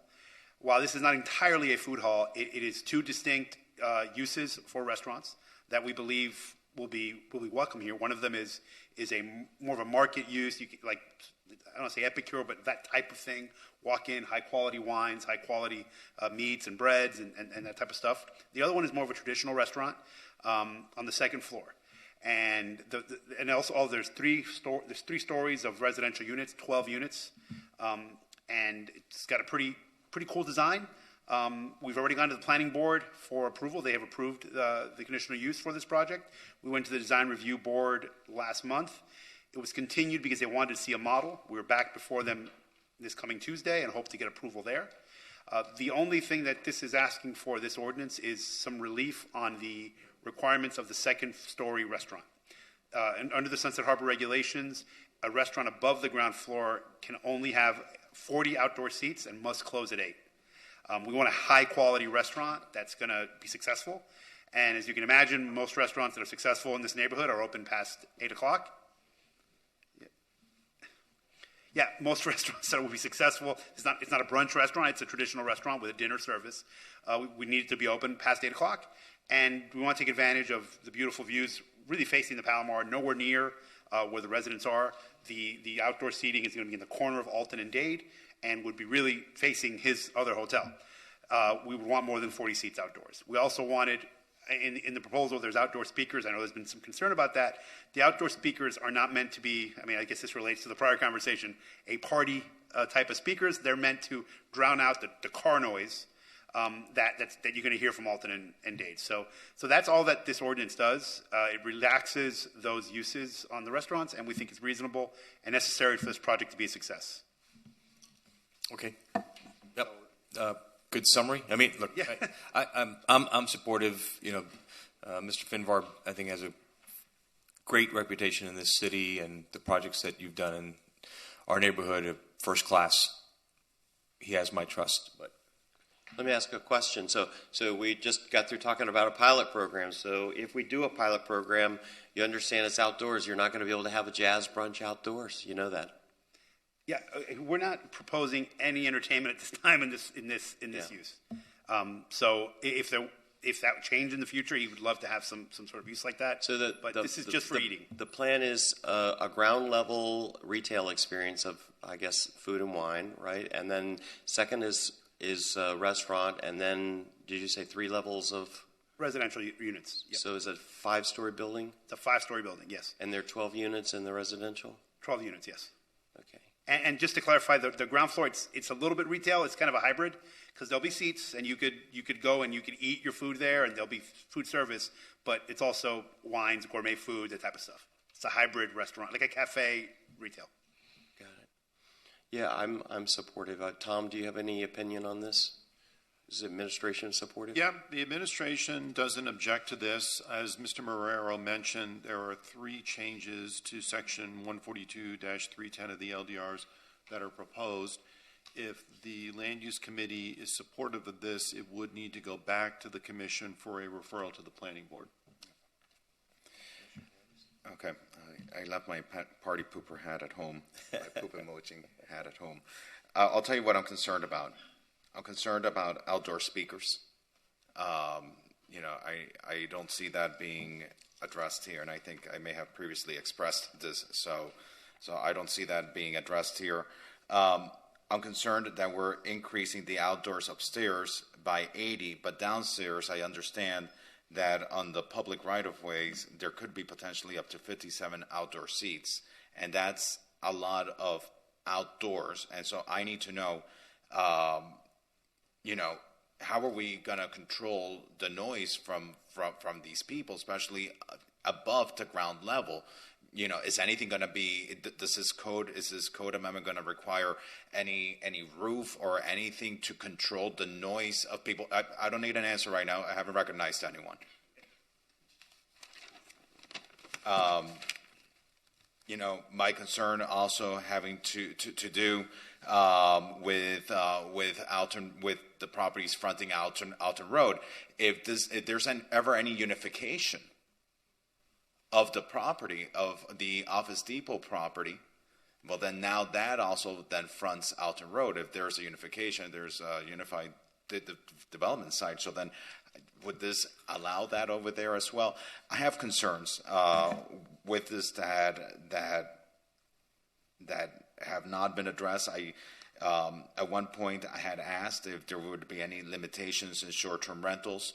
I was not given any real answer or commitment on that, but at the very least, as it relates to what we know generates the direct effects, outdoor speakers, the amount of outdoor seats, and how we handle the travel of that noise to the surrounding properties of people sitting outside, eating, drinking, having a good time. How do we control that noise from not affecting other properties, and then addressing in the legislation any potential unification of the current site that's under discussion with the Office Depot site.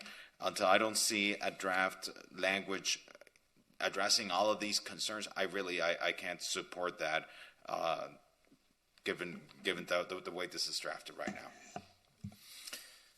Party pooper today. Sarah, Marilyn, do you have opinions on this? Are there callers, by the way? No callers so far.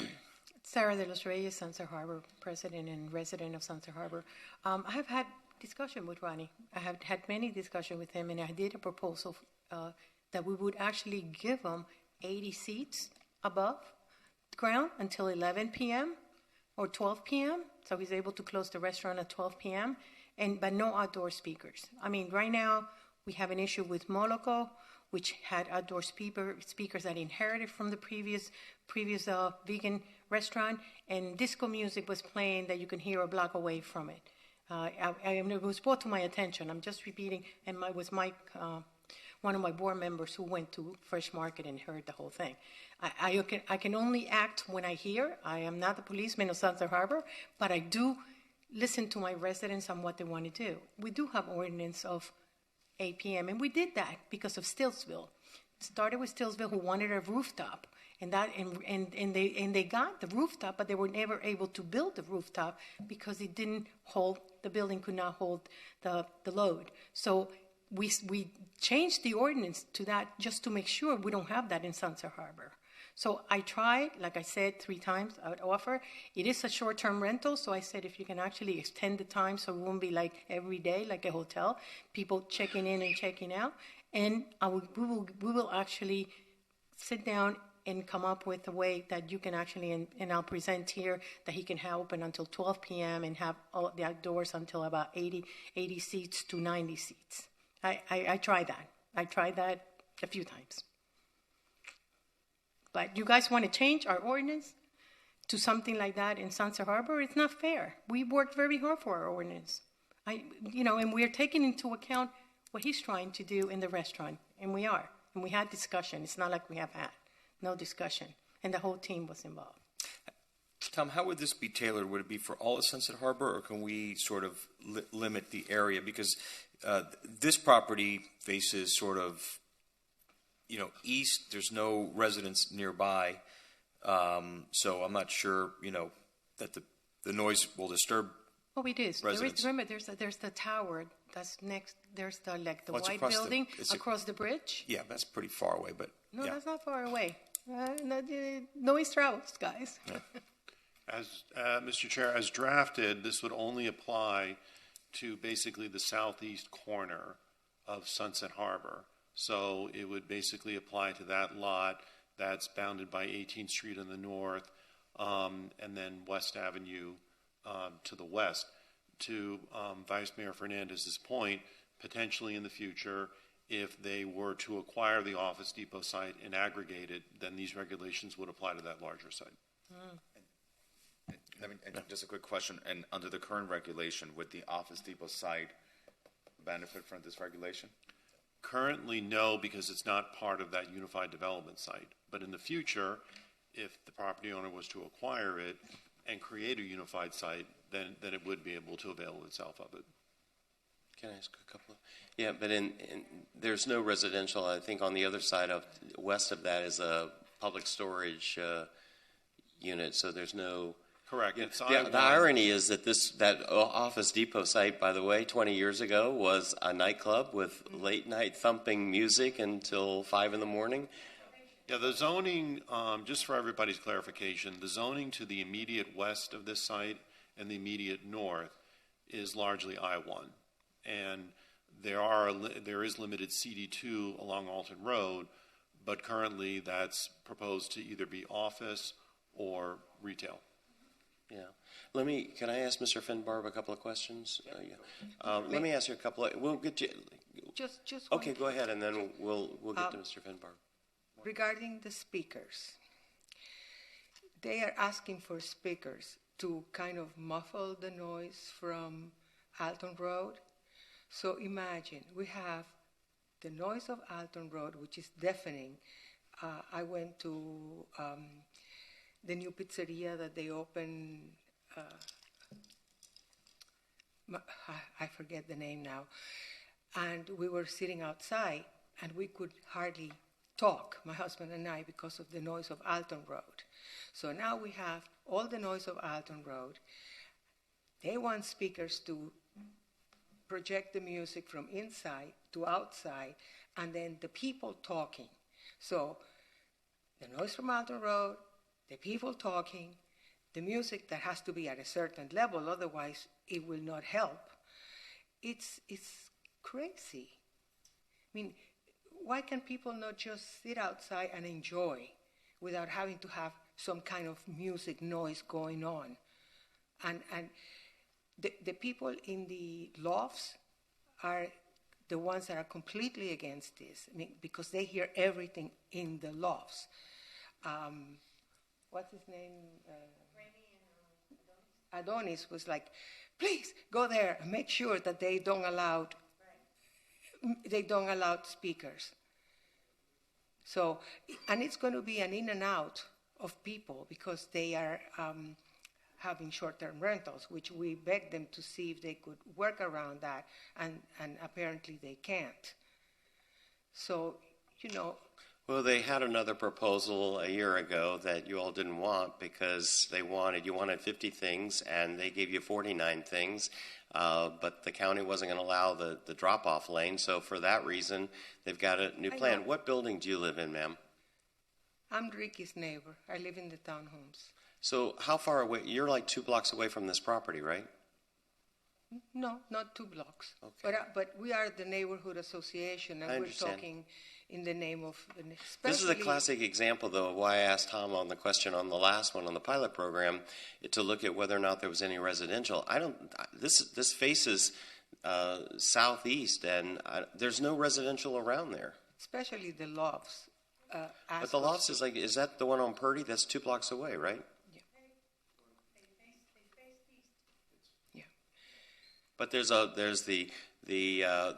literally 2 or 3 blocks away. And then This Mr. faces Alton Road Richardson. and the car wash. The car wash might be very disturbed if there's ambient outdoor music, given that they're closed at night. Mr. Sarcastic.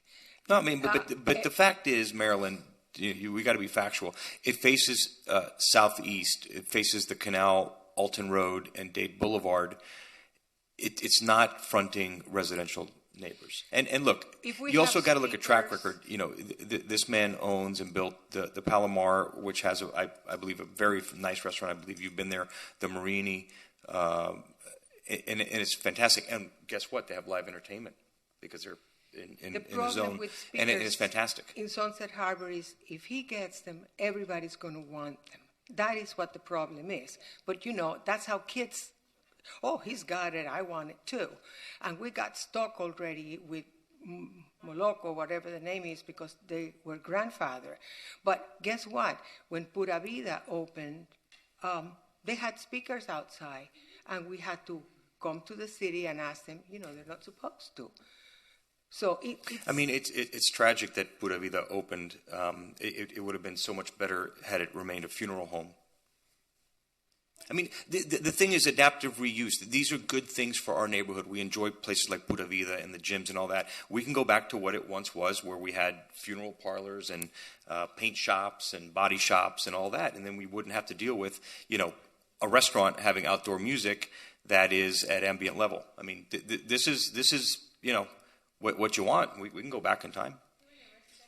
we are in a residential neighborhood, Ricky. It bothers That was me. created by zoning. Like, this is what we're doing today. We're trying to create a better neighborhood experience. I mean, Pura Vida is an amazing neighborhood enhancement. It is. It's But a we have to wonderful support those restaurant. businesses. Otherwise, they'll become funeral parlors. No, it's a wonderful restaurant, and I love to go there. Sarah and I go there sometimes for lunch to talk.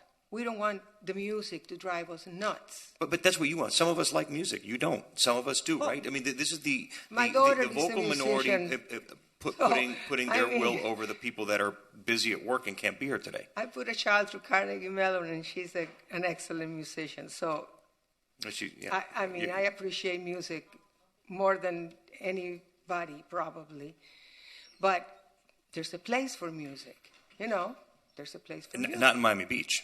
There's no place for music in Miami Beach, apparently. Well, then we should open places for music. Well, that's what we're trying to do, but We you know, should. You're fighting us. No, we're not fighting you. We are not fighting you. We want to work with you. Okay. Mr. Finworth, do you have some comments here? Can you maybe give us some assurances? Ronnie Finworth, thanks for having me. Commissioner Richardson, you had some questions? Yeah, so describe, I don't know if you have a diagram, describe what the second floor restaurant is. Are you going to have any seats that are on the north, the west side? Yeah, so the seats are facing south. The seats are facing south. Towards the Palomar. Towards the Palomar. So if anyone has a vested interest in the success and the experience of this, it's me, because the last thing that I want to do as a hotel owner is to compromise my guest experience across the street. So if we're going to be creating unnecessary noise, our guests are there, they're one and done. I'm not going to do that. I'm not going to, for purposes of this much smaller project, compromise the guest experience at my Palomar and my Marriott next door. It's not happening. So again, I hope you could appreciate we're here coming from a good place. We have secured an amazing operator for that space that we're talking about. And this is going to be something that the neighbors are going to be very proud of. It's filling a great void. It's I've listened to Sarah and I've listened to Marilyn also as far as what they wanted to see here. Unfortunately, obviously we hit a wall with the first project, but we've come with a project that we feel is filling the void and answering what you're looking for. So 8 o'clock on that level, again, nobody could say that that's fair because it's not fair, okay? The only people that would be impacted by those people talking are my guests across the street. We're not going to do that. We're not going to impact that experience. And we can't underestimate the noise that emanates from that very unique corner property that is fronted by 3 streets. I don't think there's another property that has frontage on 3 streets, 18th, Dade Boulevard, and Alton Road. And Alton Road has the highest traffic in all of Miami Beach. So that is what we're trying to do. We're trying to kind of diffuse that noise with nice ambient background music on that level. And so you're not going to have any outdoor seats on the north side of the second floor. It's only on the south side. So the outdoor seats, it's kind of like a little, like a pie shaped area that faces Alton. Yep. Okay.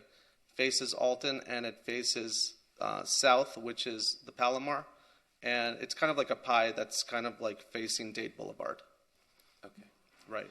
And again, we wouldn't propose it if we thought it was going to impact our guest experience. To us, that's the most important thing. If you look at TripAdvisor, out of close to 400 hotels in South Beach, the Kimpton right now is rated number 18. 18 out of 400, almost 400 hotels in South Beach. That's showing that our team is doing something right there. That's pretty amazing.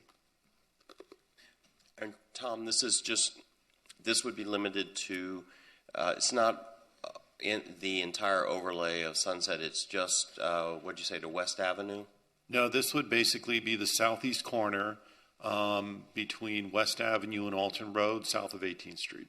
So it's a very, very limited area. 18th Street is the street that this borders? Yes. The property borders, so I think there's a car wash across the street. Correct. Okay. I'm supportive of this. I am too. You want to make a motion? Yeah, I'll make a motion to support this and send it back to commission with a favorable recommendation. 2-1 until I Party got pooper. Party pooper today. Yes. I just want to know, actually, for the record, because I've been to Marini's, and Marini's, it really is such a great addition there. Is it the same caliber? Is it better? And what caliber? It is same caliber or better. Same caliber or better. It's arguably. I mean, I can't. It's same caliber or better. It is something that I feel if I released the name, which I'm not prepared to do right now, everybody would be super supportive, and it would be something that is filling a huge void in the neighborhood. And it's something that, this is a tough corner, okay? This is a tough corner, and we think we've come up with something that is very, very fitting, and you will be, I'm very confident that Sarah and Marilyn and the rest of the Sunset Harbor neighborhood will be customers and clients, and that could frequent and utilize our amenities. Yeah.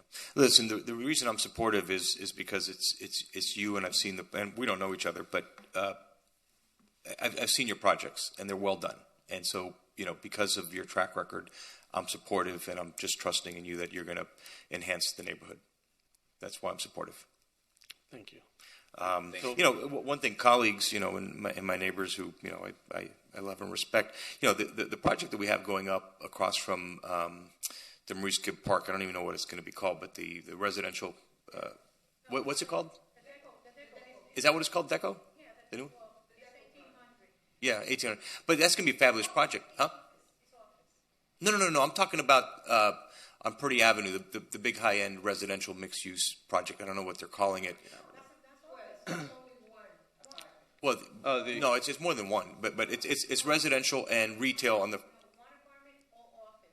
Okay, well, so hang on, because that's not true, because the first floor is going to be a fabulous sushi restaurant. Right, so it's not office, it's mixed use, which is what I said. It's residential, office, and retail. But anyway, so that's going to be a great project for our neighborhood. They're going to have a great restaurant, Uchi, which is 18th Sunset. Yeah. It's going to have a fabulous. My point is that our neighborhood keeps getting better because of projects like this, and I was citing the project, the mixed use project that we all fought hard to get together. It's going to be fabulous. You and I were on the same side of that, but people resisted us. Yeah, but these things enhance our neighborhoods, and we have to be supportive when they're going to be accretive to our neighborhood. And I believe this project, which is a vacant lot, it's an eyesore, is going to be a really good project because we have a responsible party here. And we need to support projects so that they pencil out economically. They're going to tie this.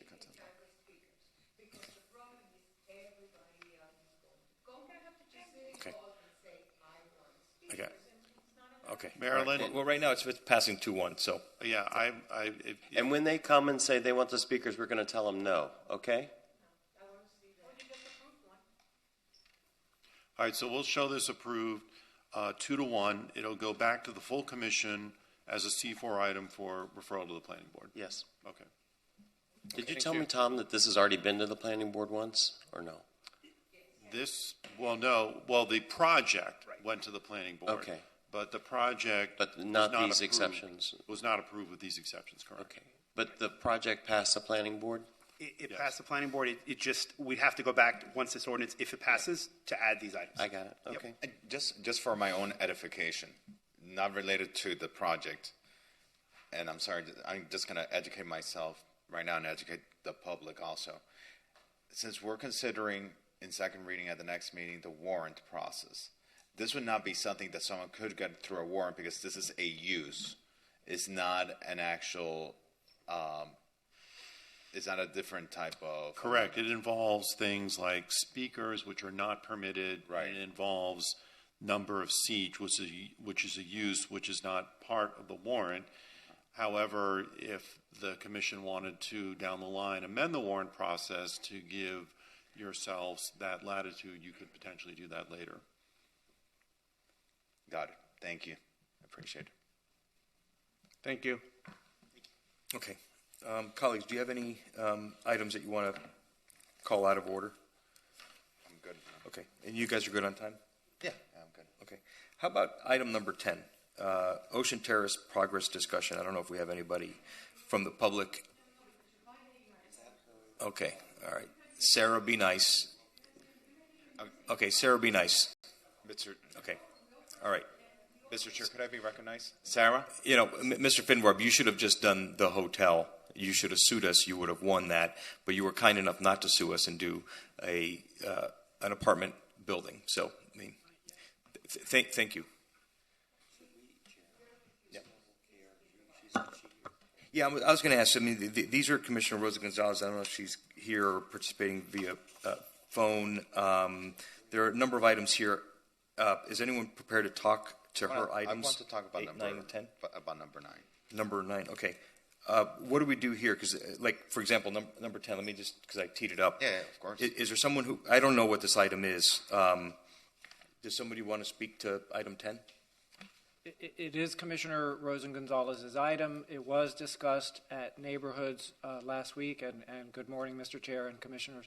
I'm happy to address it. I think the takeaway from Neighborhoods, the Neighborhoods kept it in committee, and I think that the desire for Neighborhoods was to understand the timeline better and to hear from legal and the administration in terms of whether there are any remedies under the development agreement, if there's any event of default, and what that looks like. I don't believe, and we have looked at this, and I don't believe that the developer is in default of the agreement. They have asserted a delay for a governmental permitting delay. And if I could just step back, when we updated it, when we resolved the litigation that was pending, and so that the project and the park project could move forward, there was an updated timeline for the park project. So we updated the timeline for the delivery of the public benefits to the city arising from the Ocean Terrace project, and that came as a result of several shade sessions that we had with the commission, and then the settlement agreement was approved unanimously by the city commission at a publicly noticed meeting.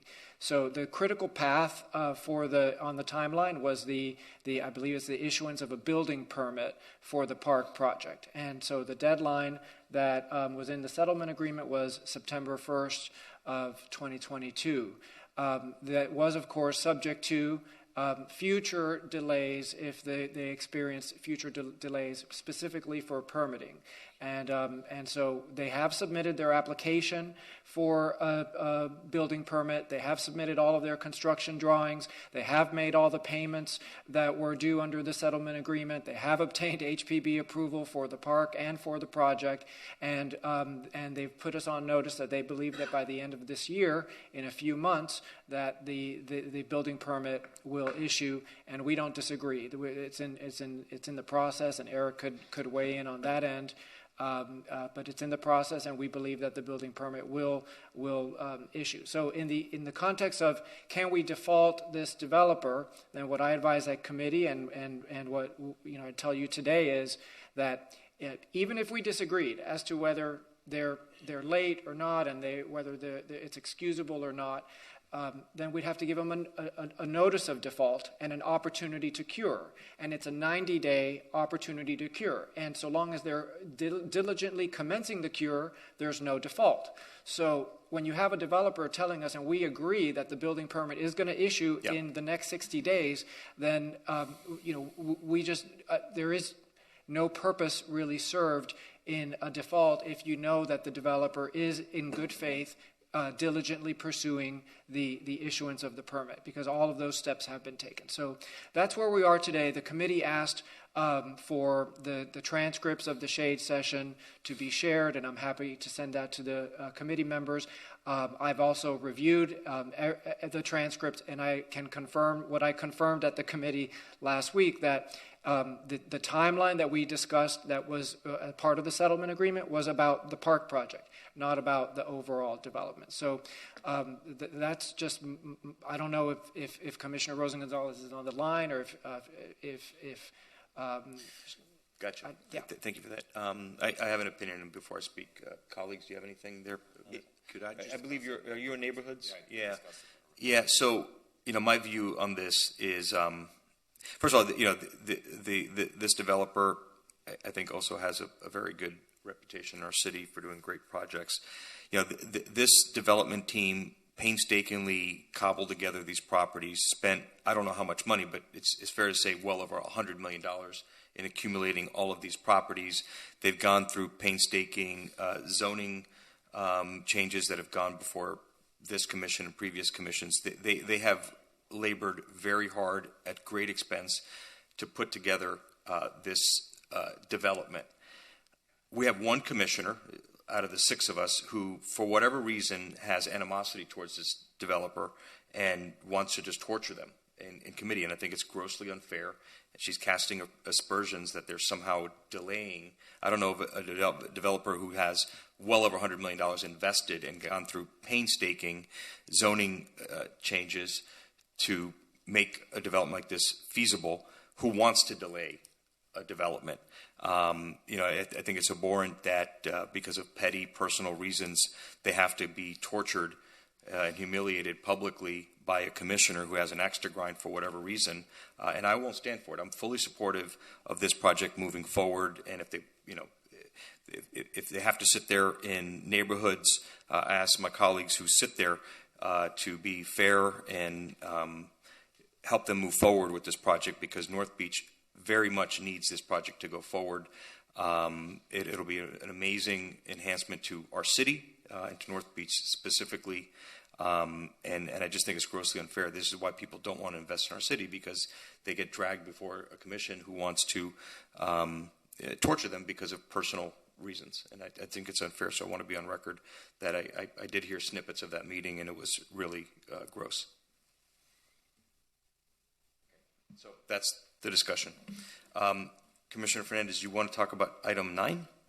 Is that... well, that was a discussion. I don't know. I mean, Raphael briefed us, and so... So can we show the item concluded? I guess so, yeah. Okay. I mean, it was her item. I don't know why it's necessarily here, but I think it's concluded. We discussed it. Okay. Yeah. So, Mr. Chair, you're calling item 9? Yep.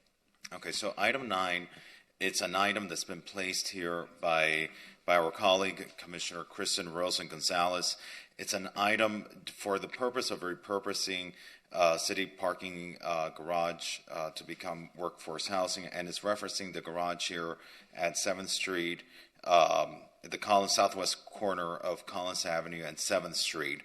And so, since I can't speak to my colleague because of the Sunshine Law, I just want to make sure that at least the city attorneys, that the planning department, I'm not sure if my colleague is aware of the FAR implications associated with doing this.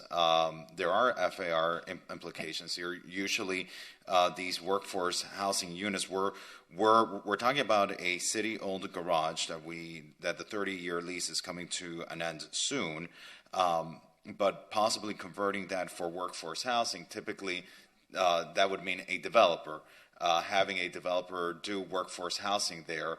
And I just want to make sure that she is aware that she would be increasing FAR for a developer at this garage. And usually these workforce housing agreements, Mr. Attorney, correct me if I'm wrong, they have like a time period. They're usually like for 10 years or 20 years or 30 years, and then it expires. Is that correct with the workforce housing rental caps? Typically with affordable or workforce, there's a covenant with an affordability term, and it's usually for a certain period of time. For a certain period of time. And then that expires, and then the developer keeps the FAR. And so I just want to make sure that my colleague knows of the implications of what she is proposing here in item number 9. And so that was the purpose of me asking you. There's such a need for parking, in fact, that I feel that what we should really be looking at is, we can't afford to lose this parking. How do we preserve this parking for our low-income workforce? The workforce of the city of Miami Beach that depends on this parking that's going to be lost. Rather than creating more FAR for developers, let's preserve this parking for our workforce. That's it, Mr. Chair. Thank you. Mr. Chairman, we have one caller on Zoom. Okay. Joseph Magazine. Morning, Joseph. Morning, all. As always, thank you for your time. There has been no bigger advocate for residential housing in our city than me over the last few years. So I commend and applaud and appreciate all the recent discussion on housing. I would just caution turning the 100% focus away from workforce and affordable housing and just including full-time residential housing. If you look at the inventory of our existing housing stock, there's plenty of organic housing that essentially serves as quasi-workforce and affordable. But our city has been losing thousands of residents. And to me, where we're losing it is in the middle. So I appreciate and applaud the efforts, but I do worry that all this discussion centered on just workforce and affordable housing will essentially stall our efforts, where really we should be making all progress to just bring full-time residential housing. Increasing supply is what is going to help with affordability, and putting more red tape around just having a workforce and affordable housing that has very strict income limits and thus very much more difficult to develop will really stall our efforts. So again, thank you for your attention on this. I do think it could just use some fine tuning, but appreciate the efforts. Thank you. Thank you, Joseph.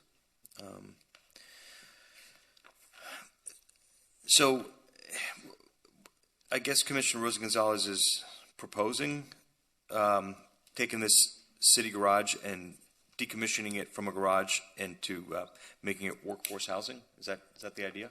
We're not really sure, Mr. Chair. There was not a lot of information in the referral memo, and I did reach out to the item sponsor, and she said she wanted to discuss the 7th Street garage.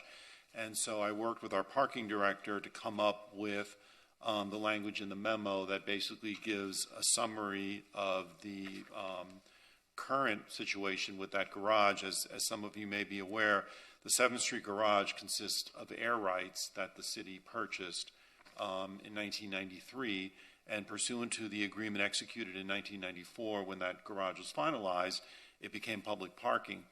The owner of the land, Goldman Properties, does have the right to purchase the garage back from the city after 30 years in 1994, and apparently they have approached the city about doing that. So that's where we stand. We did note that the administration does have a concern with a potential loss of that parking because it is a very significant amount of parking within a very significant area of the city that is very intense. And so anything that we can do to retain that parking, I think, would be worthwhile. So that's basically all that we really have. Chair, can I?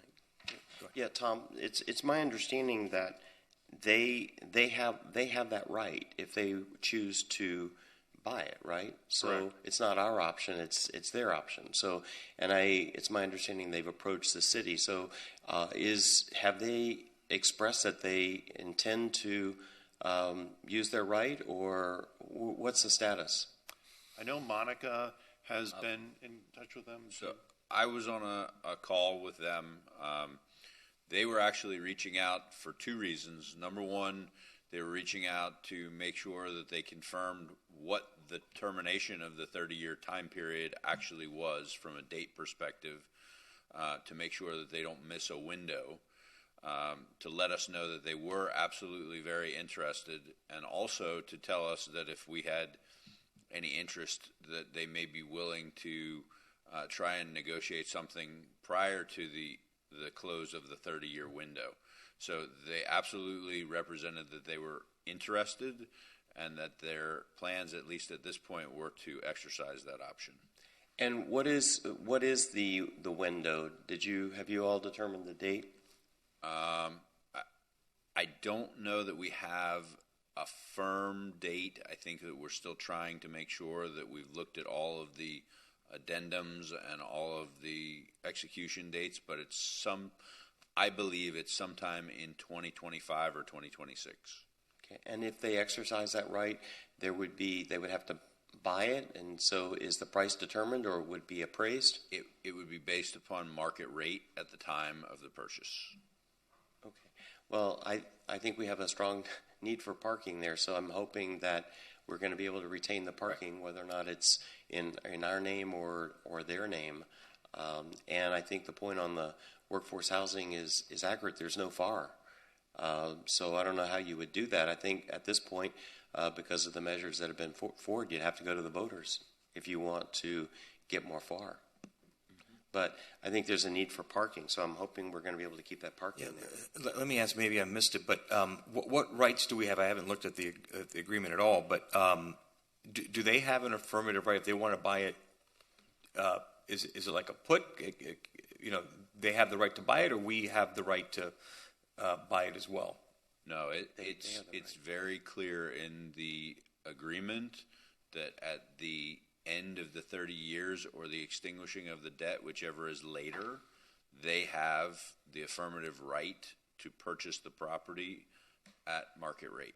So, I mean, is this a moot point? Like, we can't make this workforce housing because they have the right to buy it. If they say we're going to buy it, there's nothing we can do? Correct. So, I mean, again, so this is, our colleague being who she is, creating issues that aren't issues. Like, to make this workforce housing, Yeah, it would be nice, but we can't do it. So why do we even discuss it? I mean, it's insanity. But okay, so let's conclude it. This is a moot point. I just have a question. Just 2 points. Because with the loss of parking, Mr. Attorney, and I think we've had conversations about this, and I mentioned it to you as well, Mr. Planning Director. I want us to look at policy. We've made policies for Washington Avenue and for the MXC to reduce parking requirements, but we've done it based on the capacity and parking that we have now.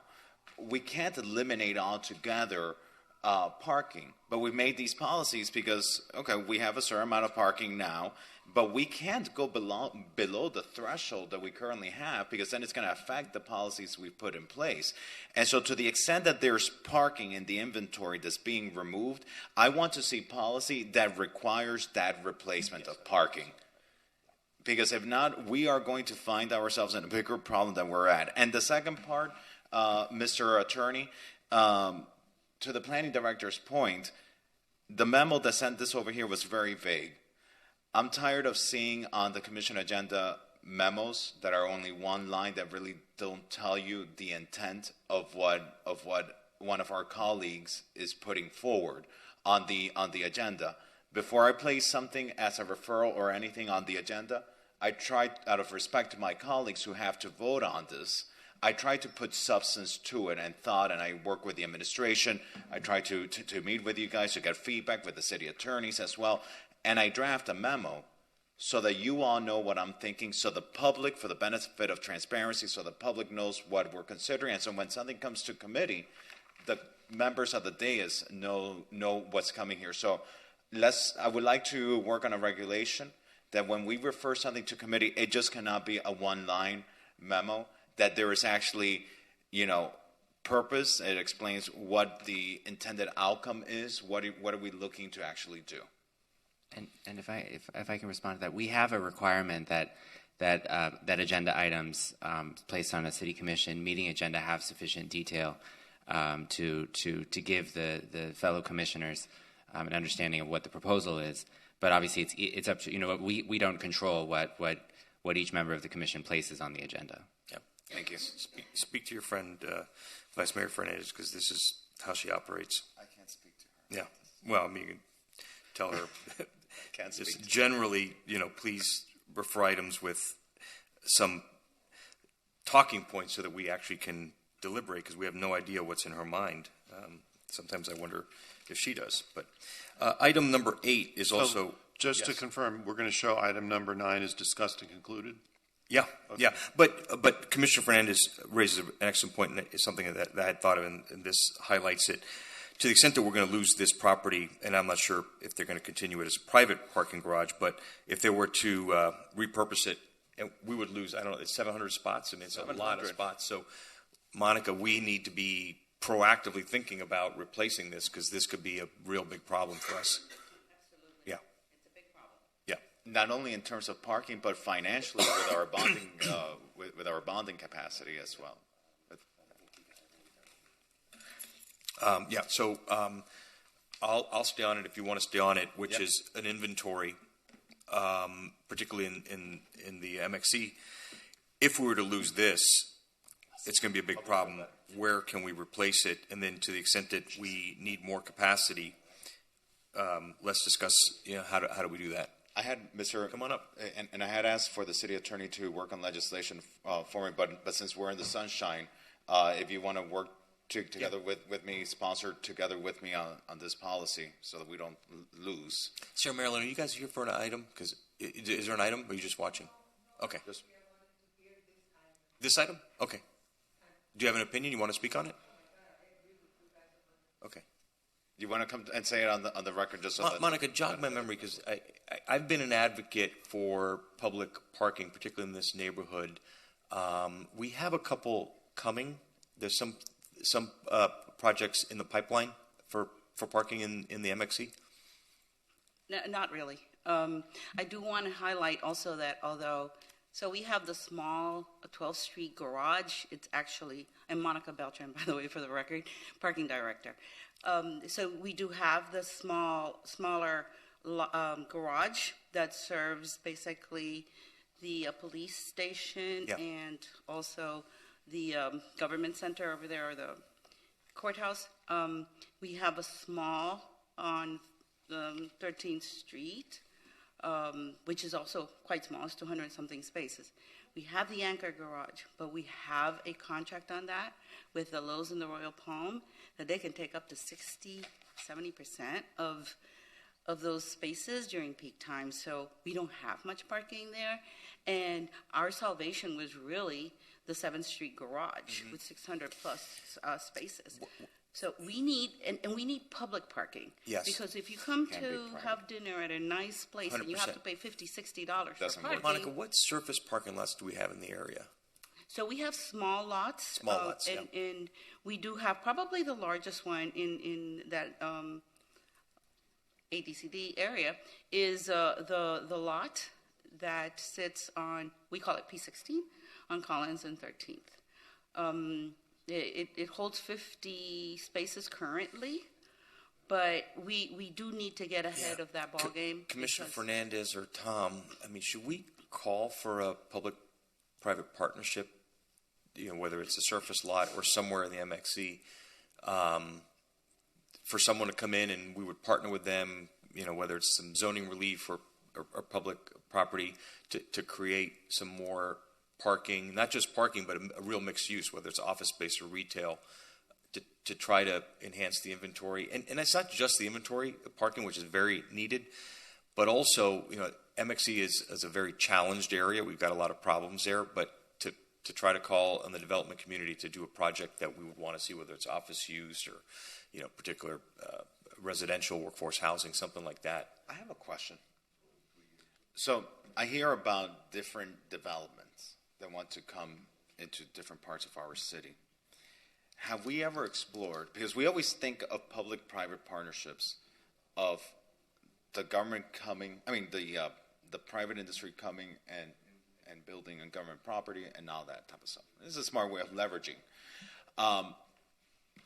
But with parking is an FAR exception, right?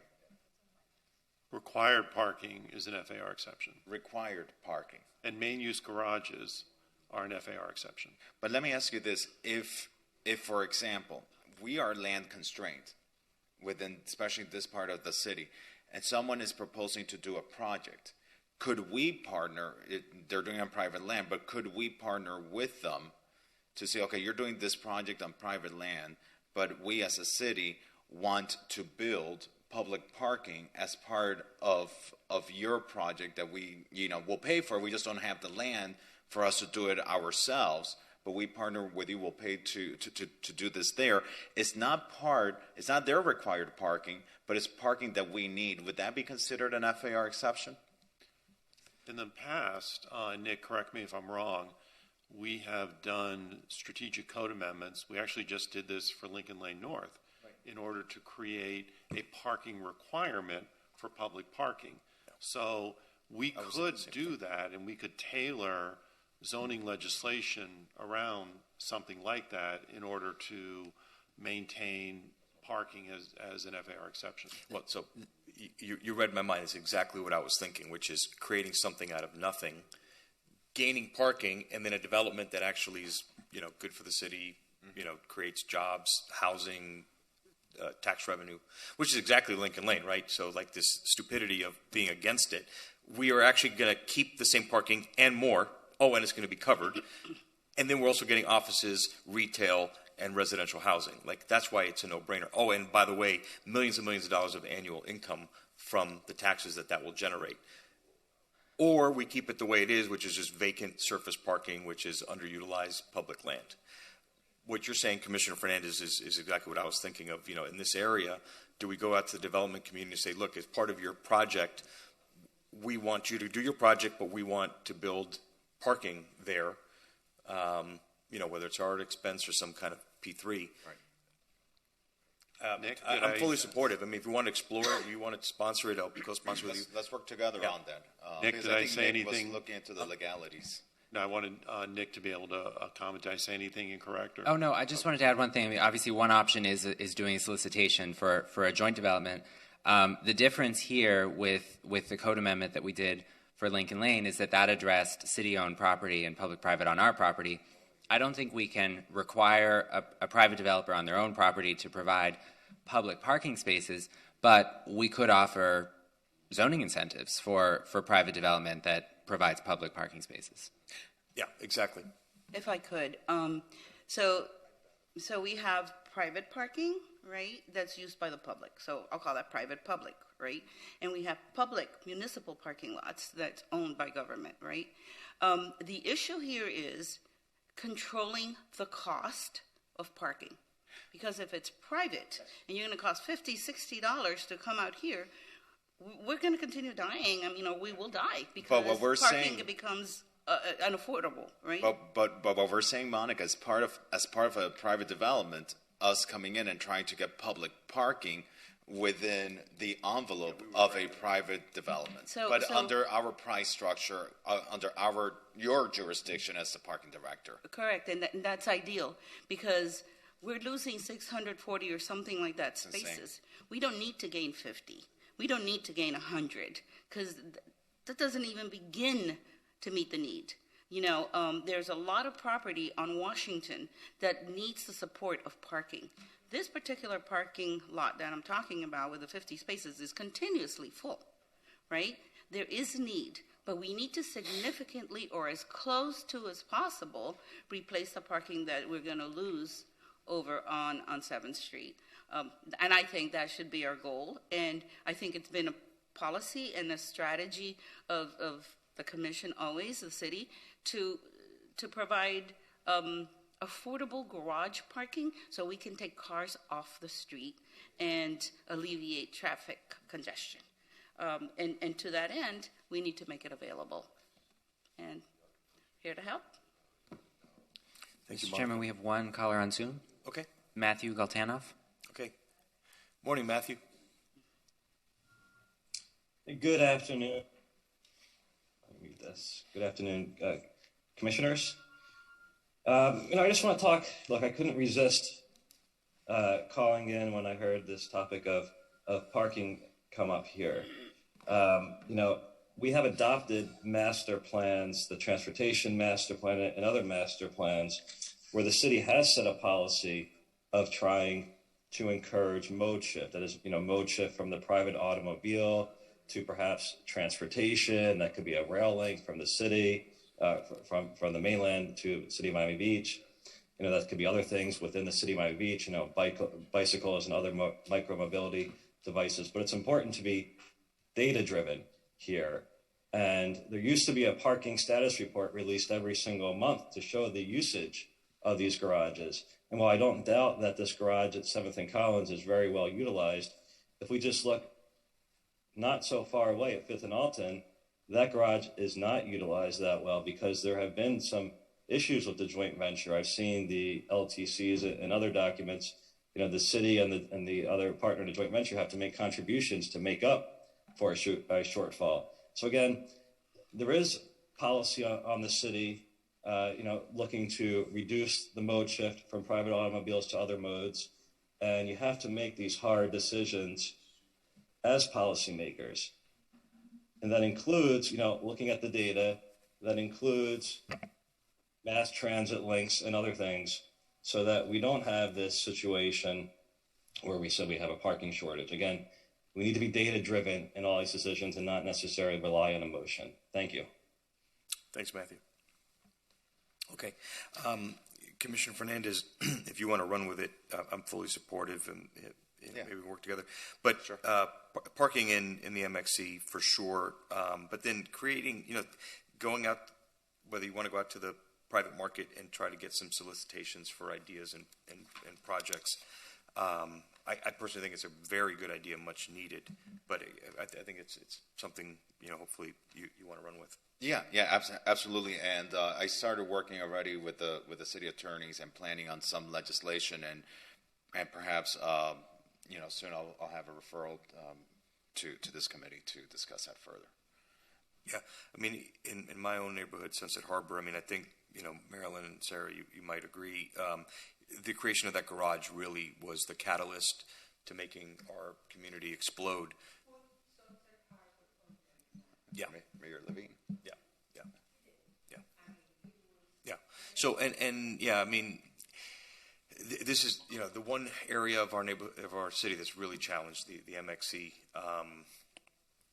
And we got to do more other than just over-regulating businesses and stuff.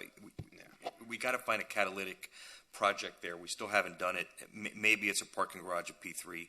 And those most affected with this in the MXC, it's not us actually, because I know most of the time I go into the MXC, I usually go in an Uber, so I don't park, or unless I'm out walking, that I may come from City Hall and go into the MXC, or if I'm walking from my house on the beach walk, that I go down to the entertainment district. It's our income limited individuals who work in the district who end up being most affected.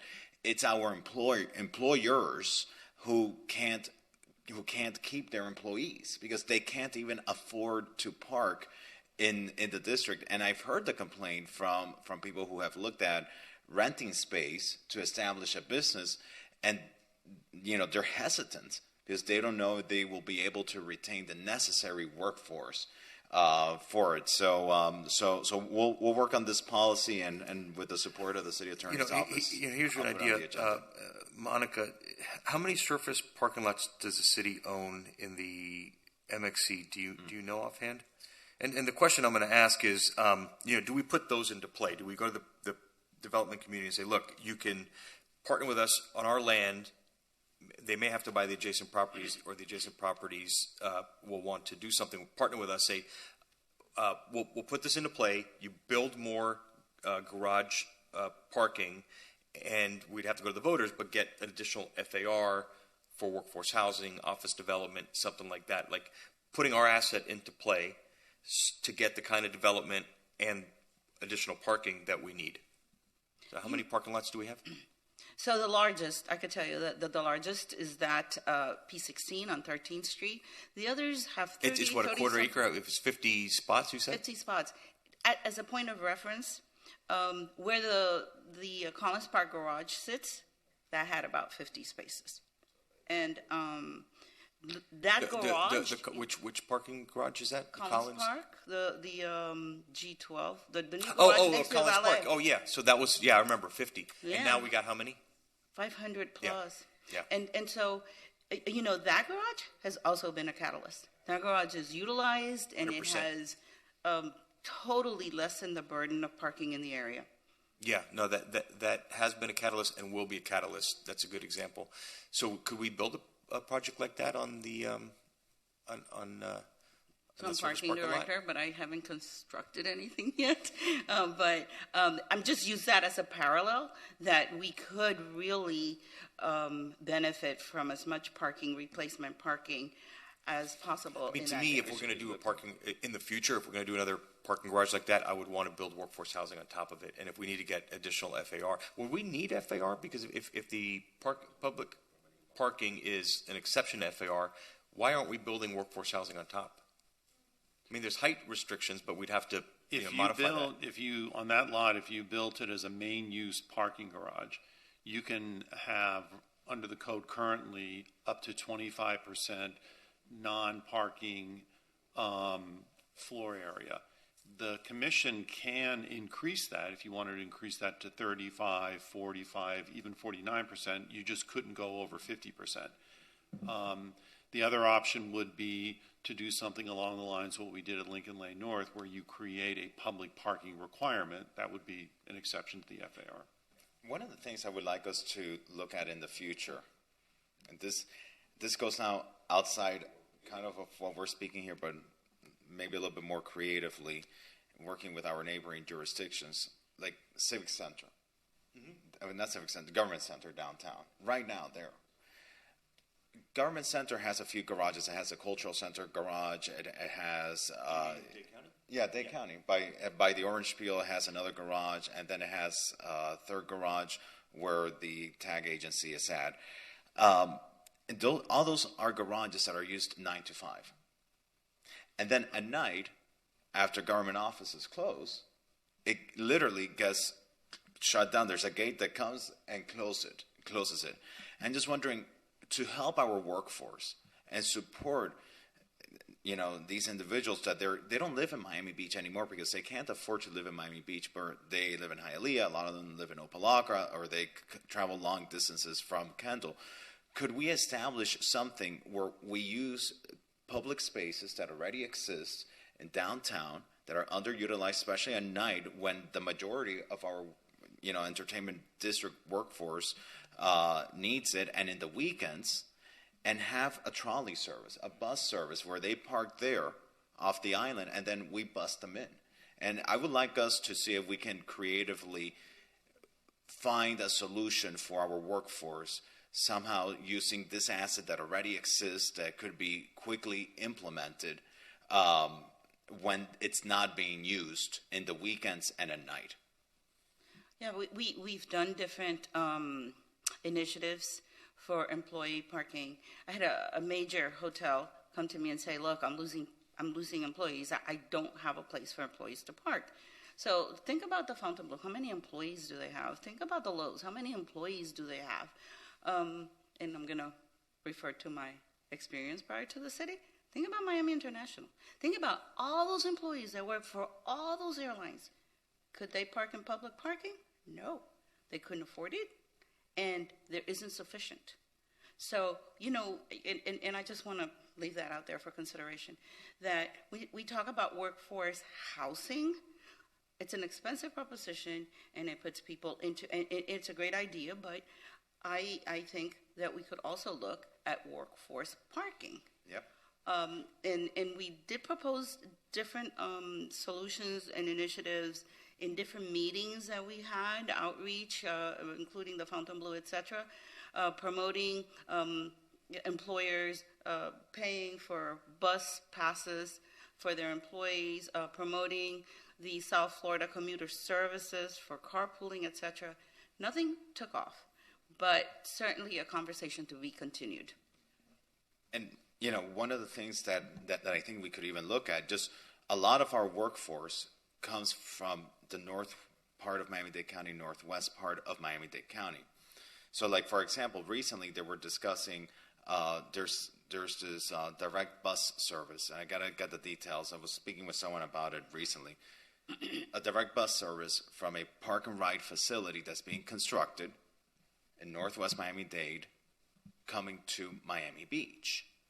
And I was wondering, how great would it be if we actually had for our workforce, a certain amount of guaranteed parking there, so that these individuals don't have to get in their car and come all the way to Miami Beach in their car. No, they park at the park and ride facility, and then they come to Miami Beach to their jobs on the bus that's being provided from there. So I think we need to start looking more creatively at places to prevent the cars from entering the city and getting individuals into these other modes of transportation. Okay. So it's an interesting discussion, Mr. Chair. All right. While we're on parking, Monica, number 12, discuss private parking lots. Yes, and I placed this on the agenda just because in the past there has been confusion from individuals with these lots. They confuse a private parking lot with a public parking lot, and it's a great problem to have because it's great that we have these private lots available to our residents and visitors to supplement our supply. My concern is that because of the pay by phone that they use, the signs, the green signs that they place are very similar to the green signs that we have, and so the public gets confused and they see that green sign and they think, "Oh, I'm parking in a city lot." And so my suggestion was, let's create some unique signage, a different color than that's used by the parking apps for these private lots. Let it be a yellow sign or an orange sign that conspicuously says that the lot is a private lot. I've seen right now what the signs say. So it'll have, the letters are not very big on the sign saying this is a private lot, and then somewhere on the upper left-hand corner says it's managed by this company. But unless you're really paying attention, you don't realize it. And so if we just had a conspicuous sign, an orange sign, a yellow sign, something that they would have to put outside and near the other parking signs inside their lots, just letting people know that it's a private lot, it would help. And it would also help in terms of towing. You know, I know that these private lots perhaps may be more aggressive in towing, and that's their prerogative because it's private property. But we as a government on public property, we typically only tow when it's absolutely necessary. Correct. And that's a difference. And sometimes people, you know, they may park on the street or they may park on a public lot and they may run out of time and they'll be like, okay, I'm going to be in my car in 5 minutes, 10 minutes, so I'm just going to risk it and not extend the parking because I'm going to be there in 5 and 10 minutes and I won't get towed in 5 or 10 minutes. On a private lot, you actually may, because if you don't extend the parking, you know, these people, they could call a towing company and you'll be towed immediately. So that's my intent. I just want to address it, just put more clarity out there when someone is entering a private lot so that they know. So there is signage right now at the entrance to every private lot that says, you know, there's a private lot, and also who tows from there, so that people know, oh, if my car is missing, this is the towing company. So that's a requirement by code already. We will look definitely into making it clearer. And just as a general information, because I know you've all received this, we don't tow for non-payment. We issue citations. We tow for safety or restricted parking. Right. But we don't tow for non-payment. The private lots used to tow for, all of them used to tow for non-payment. Some lots have now opted for issuing those notices by mail. Like you park, they use cameras. You parked in this lot and you didn't pay, and they send you a notice, which, as much as I dislike them, I like them better than towing because it's so much more expensive when you get towed. We will look at the signage. There is already a requirement. And I think the big problem is when you have a lot adjacent, a private one adjacent to a public, like behind Trader Joe's, where they're very close.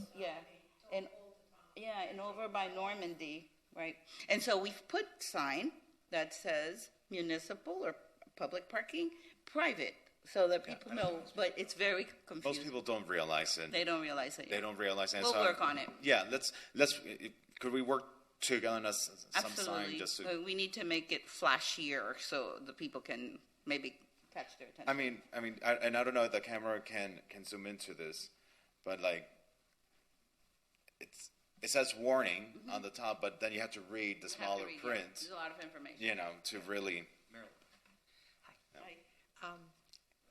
I sent an email to Tom, and he very kindly responded right away. But this was a shock to me. I was not aware that when a business is required to have X amount of parking in order to build, you know, you're required to have 20 places, 5 places, whatever, that they can charge to park. And what's what's your idea? Do you have a No, I was shocked because if they are, like in our building, we were required to have 2 spots by unit, and then all of a sudden we put a parking meter. That's kind of odd. So I was surprised that Tom indicated that the law doesn't say anything that they can or cannot. It just doesn't address the issue. Yes, it's a good point. I've never thought about that. But imagine, the city requires that X business has X amount. Yeah, we require parking in most cases unless we waive it. And then, but we are silent on whether they can charge or not. It's like if Publix were to charge for parking now. Exactly, it's like Publix. If Publix were to charge for parking. Something to think about. I've never thought about it, but that's a good point. Going forward to green light projects. It's like. I don't think just preliminarily, I think that might be a price control that we don't have the authority to impose on what a private property owner charges for parking on their own property. Not the amount, but we could mandate that they make it free, not charge. We can look at that. I mean, the required parking, that's required parking. I mean, to me, it does not make sense for required parking to allow them to charge, because then they're going to be charging $20, $30, for example, and then people end up looking for cheaper parking on the street.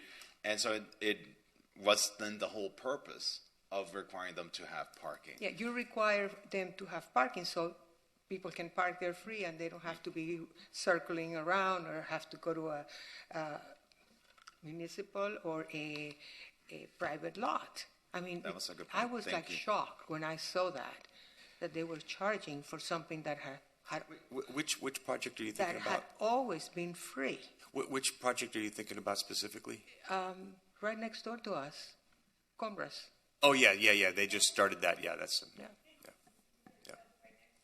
Yeah. Right next door to us. Oh, the office. And then you know that we have 10 parking spots there, and now there's such a rigmarole on how they're going to do it, so we can still use the 10 spots. Yeah. But I said, what? Yeah, They're charging? I know. I mean, if I had a business, I really would like for people to come to my business and make it easy for them to park, if you ask me. And on the previous question, since I'm up here and I've got the mic, I agree with you guys 100%. I mean, I don't think we should be getting rid of our parking. And it's a twofold thing. There's a place for public housing and for affordable housing, but not every place is suitable for that, not every location. So yes, the beach needs affordable housing, but we need to find where it is appropriate for that. Thank you. My 2 cents. Thank you. All right. So I think Okay, we'll conclude that. We have a done couple with more number items. 12. Yeah. Do we want to show item 12 concluded? I think so, unless you want me to bring back the sign that we No. worked on with I mean, Monica. just run with it. If you want to bring it back, but otherwise we'll conclude it. I mean, even this is from Marinelli's property. Look how tiny that is there. Yeah. So thanks, guys. All right, guys. Thank you. All right, so we have a couple more items, and they're all yours. Items 3, 5, and 7. I think number 3 could be kind of quick. Okay, let's do it. Number 3. Let me open. Okay, I'll read it. To discuss amending regulations on hours of operation and prohibited areas for packaged liquor stores. So before I worked on a draft ordinance with a planning director and the city attorney, just wanted to get the feel of the land use committee on creating parity. Right now within the MXC overlay, we already have a 10 p.m. cutoff for liquor stores, for packaged liquor stores. Actually, 8 p.m. 8 p.m. I'm sorry. It's an 8 p.m. cutoff for the packaged liquor stores. Then recently we expanded the MXC overlay north up to 23rd Street. And in essence, then what has resulted is that we have 2 different closing times in the MXC. We have an 8 p.m. closing time up to 16th Street, I think, and then we have a different closing time, which I think is 10 p.m. Tom? We have It's midnight outside of the 8 p.m. area. It's they midnight. open it. They're not allowed to open until 10 a.m. Right. That's what it is. It's 10 a.m. to 8 p.m. Whereas outside it's 8 a.m. to midnight. Okay, and so my intent here is to see if we create parity, so the closing time is uniform within the entire MXC overlay for the packaged liquor stores. You're good with it? Yeah. All right. So then we'll draft, Mr. Attorney, an ordinance with the planning director to bring back before we send it to the city commission. Do you want to bring that back in November or in January? Do you want me to bring it back, or you want me just to send to commission? Send it to commission. Yeah. To commission. The only reason I'd ask that we keep it in committee is because of the 2, and I don't. Yes. I don't want to sound like a broken record, but the 2 rulings, adverse rulings in the Cleveland litigation, we have to be very careful how we draw geographic boundaries for alcohol. Yeah, so we can bring it back here. I would suggest in So you just January- want to have uniform closing hours for liquor stores in, Right, in the MXE? Yeah, specifically because of what Nick just mentioned, we have two different closing hours now, and so we want to create that parity. And so we'll just bring it back. Do you have something in mind, or you just want to discuss parity? Well, drafting the ordinance so that 8 p.m. Rollback on packaged liquor stores applies throughout the entire MXE overlay, because we expanded the overlay. The Art Deco, right? The Art Deco overlay has been extended, Tom, I believe, to 23rd Street, right? Correct. And west to Washington Avenue. So what I believe Commissioner Fernandez is proposing is to extend that 8 p.m. cutoff north to 23rd Street. Right. So that's uniform. Okay. So I'll discuss it. I'm not sure I'm comfortable with 8 p.m. That's a little early. But that's what exists already in part of the MXE overlay. Is and that then right? we extended the MXE overlay. Is it 8 p.m. in From, the MXE? from 5th to 16th Street, and from Washington Avenue East, the package cutoff is actually 8 p.m. And then what happened when we expanded the overlay? Now within the overlay, we have two different closing times. Yeah, got it. Yeah. And if it's okay, Vice Mayor, we'll bring this back in January because we wanted to get some data That's from good. the police department. That's good. Okay. Yeah. All right. Okay. Items 5 and 7.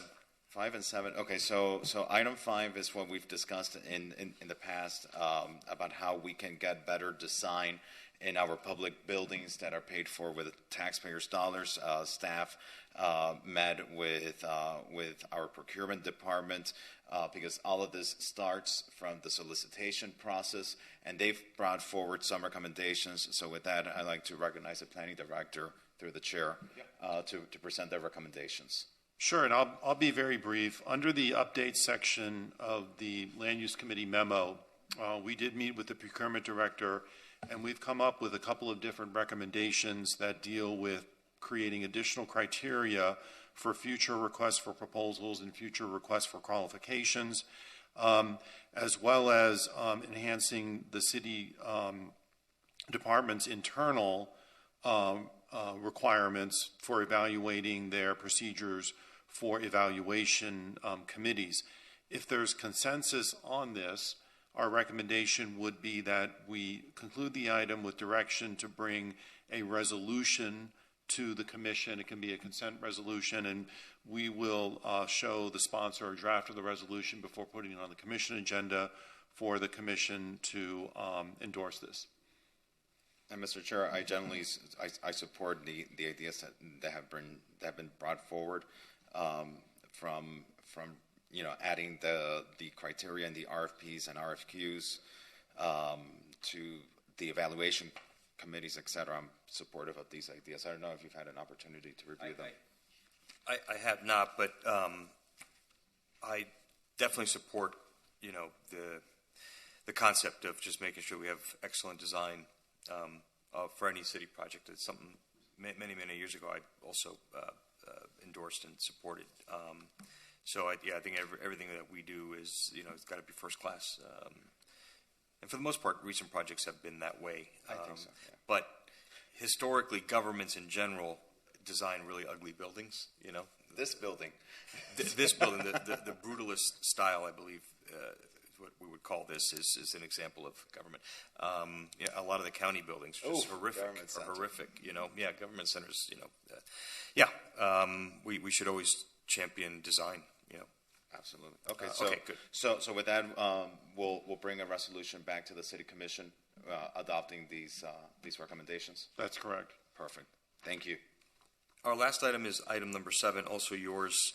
Discuss the city's land development regulations to require additional information related to proposed FAR increases. Actually, we also have item 8. Item what? Item 8 is, I think, the last item. Oh, I thought we deferred that to. No, yeah. we deferred item 4, but we didn't defer item 8. Oh, I marked it as deferred as well, but maybe that was my imagination. Okay, we have item 8 as well. Yeah, I thought we were deferring 8 and 10 so that Commissioner Rosen Gonzalez. Oh no, we did 10. Yeah. All right. Well, we'll do item 8 as well then. So We have Public Works here for item number 8. all right. Well, let's get them out of here. I didn't know what you guys were here for. I apologize. I would have called you guys up. I'm so sorry. I didn't know. I couldn't figure out what you were here for. Let's do item 8 so you can get back to Thank you. your jobs there. Okay. So this is a discussion to discuss a motion that was passed by the Ad Hoc Neighborhood Resilience Projects Advisory Committee. I didn't even know we had that. For the city to provide a timeline to accompany the prioritization of neighborhood improvement projects for the next 10 years, in addition to an estimated budget. That's a mouthful. What is this? Yes, sir. So this is just an update of the activities that we're currently engaged in. So two notable things that wanted to point out in the memo. Number one, we've undertaken an update to the Stormwater Master Plan that was last done in 2011. It's about 11 years old, so we've already commissioned AECOM to proceed with an update to the Stormwater Master Plan, and that's going to really provide us a blueprint going forward. In addition to that, we also have eGov Rates engaged as our revenue consultant that is studying the current the rates for the stormwater program that were last updated in 2017. So we're looking at those rates again.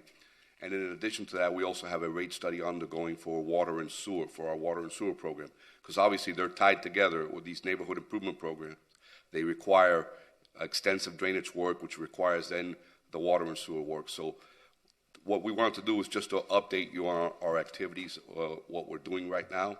The Stormwater Master Plan has about a year timeline. We can certainly come back in about 6 months and update you on the progress of the Stormwater Master Plan and how we're proceeding. No? Sorry. So what do we do with this item? Do we just conclude it? Tom? I mean, I'm not... Yeah, I'm not sure where she's going with this. Joe, unless you think that there's anything else the committee needs to discuss, I think that was the nature of the referral. And actually, this item is actually also at FERC on Monday as well. So it's just an update on our activities. And the sponsor, I believe, will be at FERC on Monday. So okay. Well, thank you. Thank you, guys. All right. So we'll show this as discussed and concluded. Thank you, guys. Okay. All right. Our last item, item number 7, right?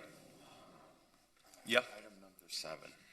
This is yours to discuss the city's land development regulations to require additional information related to proposed FAR increases. So, what do we have here? Okay. Just got there. All right. So, ideally, in an ideal world, I would love to see when we're sending items to the ballot on FAR, potential FAR increases, that we be armed with more information about the potential development and the impacts associated with those developments with the extra FAR. Like, for example, a project or a site may have an FAR of 2. And we know that the person is coming before us that may be asking to go up to 2.5. We know what that person intends to build. We might know that they may want to do, 100 units or whatever it may be. But that's that person. That gets constructed 20 years down the road. Someone wants to buy the property, demolish what was built there, and then build something new. Well, we approved sending the question on the FAR to the ballot based on commitments made on some certain number of units, but now someone else, 20 years down the road, can come and inherit this FAR and build something different. And I think we would benefit if we would know, okay, what is the maximum residential that could be developed with this FAR, the maximum amount of commercial that could be created with this FAR, not just for the project that's in front of us today, but down the road, in the future.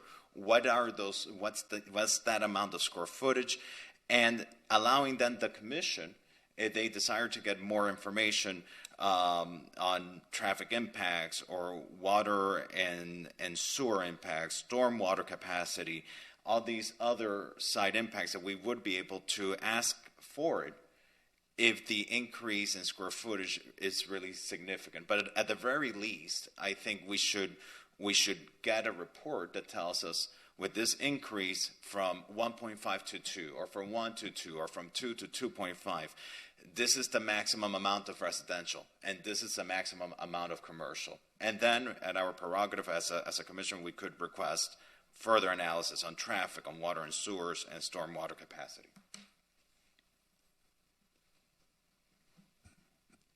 Okay. I mean, what do you want to do with it?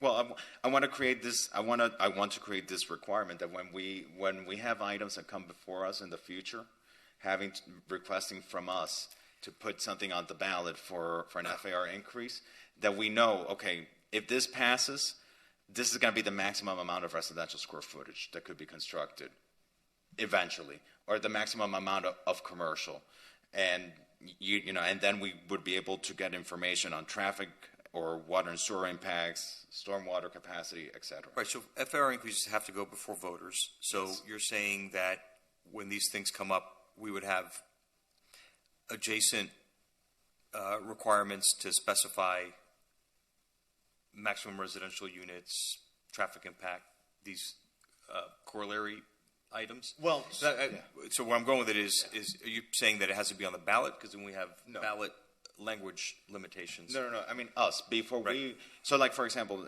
I know, like, for example, with the Deauville. Mm-hmm. With the Deauville, we know the Deauville is... What is it built as now? Like 500 hotel rooms? Now. And then when Mr. Ross came with Mr. Geary with their proposal, we know what they were presenting to us was a reduction in the amount of hotel rooms, and then also creating the condo tower, which I think one had 150 hotel rooms and the other one had like 170 condos. And that's under that plan. Mm-hmm. Let's say that plan doesn't come into fruition. Mm-hmm. I don't know what the maximum amount of commercial square footage that would be allowed on that property under the FAR we sent to the voters. I don't know what would be the maximum amount of residential square footage and the associated impacts with that. That's what I'm looking at, not project specific on the amount of units that someone is proposing when they're requesting the increase in FAR, but just in general, what would this FAR now or 10 years down the road allow in terms of development on that site? Thinking about the owner 2 and 3 deals down the road. So what you're asking is to have a requirement to specify those things? Yeah, when it comes to us. I mean, that's something we can just do as a body, right? So somebody comes to ask us to put something on the ballot for FAR increases, we can simply ask Tom, what would be the maximum number of units if that FAR were to, like, I'm not sure we need a regulation to do that, because that's just something we do as part of our due diligence. And part of what I think we should be receiving, and it sounds like we're probably going to be at a tie vote here. What's your concern? Like, if you want to use the Deauville specifically, did people raise concerns that? It's independent from the Deauville, by the way. It has nothing to do with the Deauville. I remember, like, for example, at the county, when these items go before the county commission, it's different there because it's actually the county commission that's approving this. It's not the voters.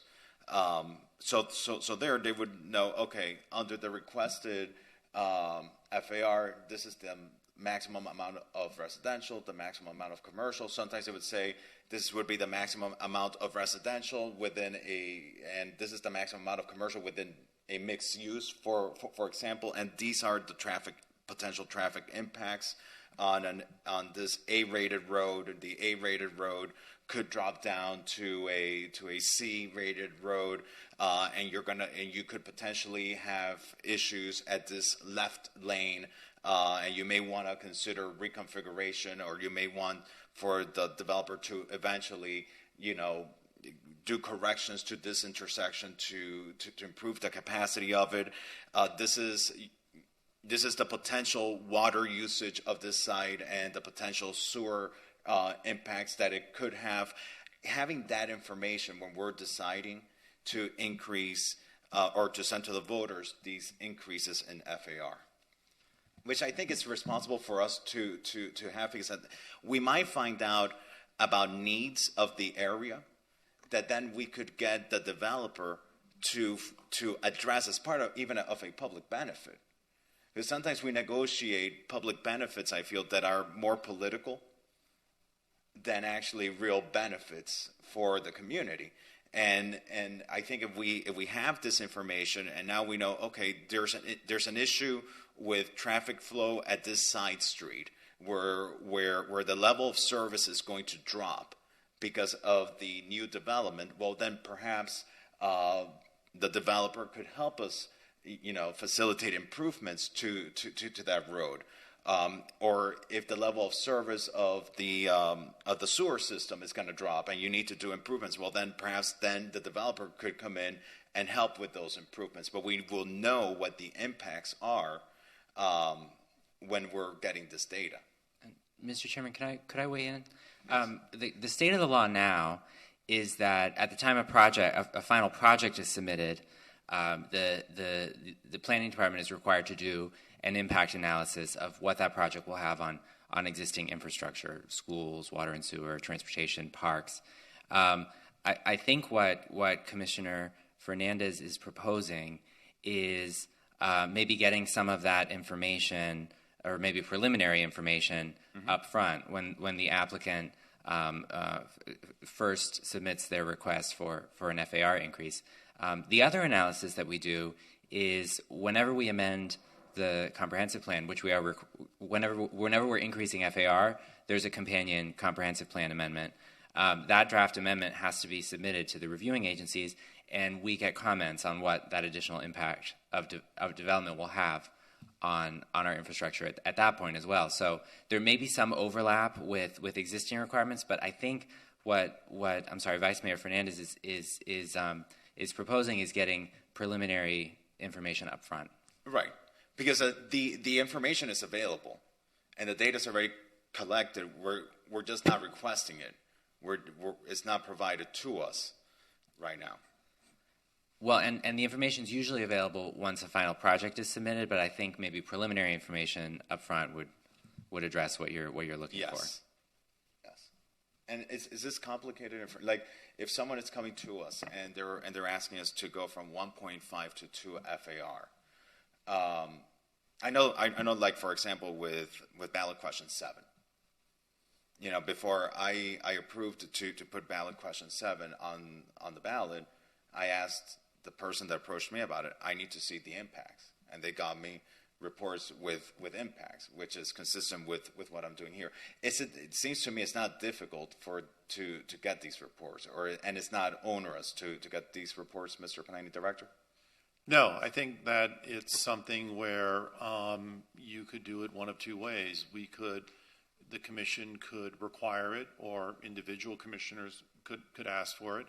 Or if you wanted to make it part of the code in kind of the drop-down menu that you were talking about, where we could create a section applicable to all zoning districts prior to a ballot question or prior to a question placed on a ballot for an FAR increase, or prior to any FAR increase, the following minimum information shall be required. Yes. Commission may, in its discretion, seek additional information related to the other things. Right, and it's not onerous, because in general they already probably have this information. And so, Commissioner Arriola, if it's fine with you, I would like to work with them on drafting that policy and bring it back. So, for our consideration. Go ahead. I'm not sure I'm supportive of this. I just think it might just be over legislation. I mean, we don't really have that many things that go before voters for FAR increases, and when they do, they go through a fair amount of due diligence. So, I don't want to create legislation for legislation's sake, and I know you don't either. But go ahead and do what you feel like doing, and we'll look at it. We'll look at it. And my point is, so that we know before we send it to the voters. That's my thing. Before I send something to the voters, I want to know what the impacts are to make sure I feel comfortable sending it to the voters. Because sometimes what will happen also, as you've seen, is that people will come and they're going to say, "Oh, it's going to destroy the traffic in the area." But the data may help us understand better what the real impacts are rather than a hypothetical. I understand what you're getting. You know, my opinion on that is when we do those traffic impact studies, infrastructure mitigation, all these things, people will say, well, that's a phony report, so like you can, no good deed goes unpunished. Nothing we do will satisfy skeptics, and so we can do all those things you're mentioning. I don't know that it solves the problems. Naysayers will be naysayers, This helps us with decisions. Yeah. We have one caller on Zoom. Okay, who is it? Daniel Serrato. All right, Daniel. Good morning or afternoon. Hi, good afternoon, everyone. And I've been listening in a lot of really interesting topics today, and thanks for all of your hard work. This item, I think, is a really interesting idea. People are asking questions about ballot questions, that are on the current ballot. And honestly, I think we all agree our voters are smart. They want to have the information in front of them. I think it would make all of our lives easier if the ballot question itself had the information in it, like, okay, here's how many square feet extra you'd be approving compared to now, for example, should the FAR be increased from 3 to 4 point whatever is not as easy for the layman to understand as, should it be increased to allow for this maximum additional square feet? I think overall it would just help alleviate all the questions and make it more clear. So it seems like it is a matter of good policy, and ballot questions shouldn't really be vague. So this would, be helpful if it also applied, hopefully, in the future. As you said, Ricky, it's not that often these things go on the ballot, but when they do, and when there's so many questions, I think it would help that these questions are a little more detailed. Thank you very much. Thanks, Daniel. Okay. So by acclamation, can we bring this back in January, and the administration will work with the sponsor on coming up with some legislation for that? Yeah. Okay. I'm good with it. Yeah. Awesome. All right, and that's it. All right. Great meeting. Chair. Thank you. Enjoy your weekend. We ended ahead of time. Yep. All All right.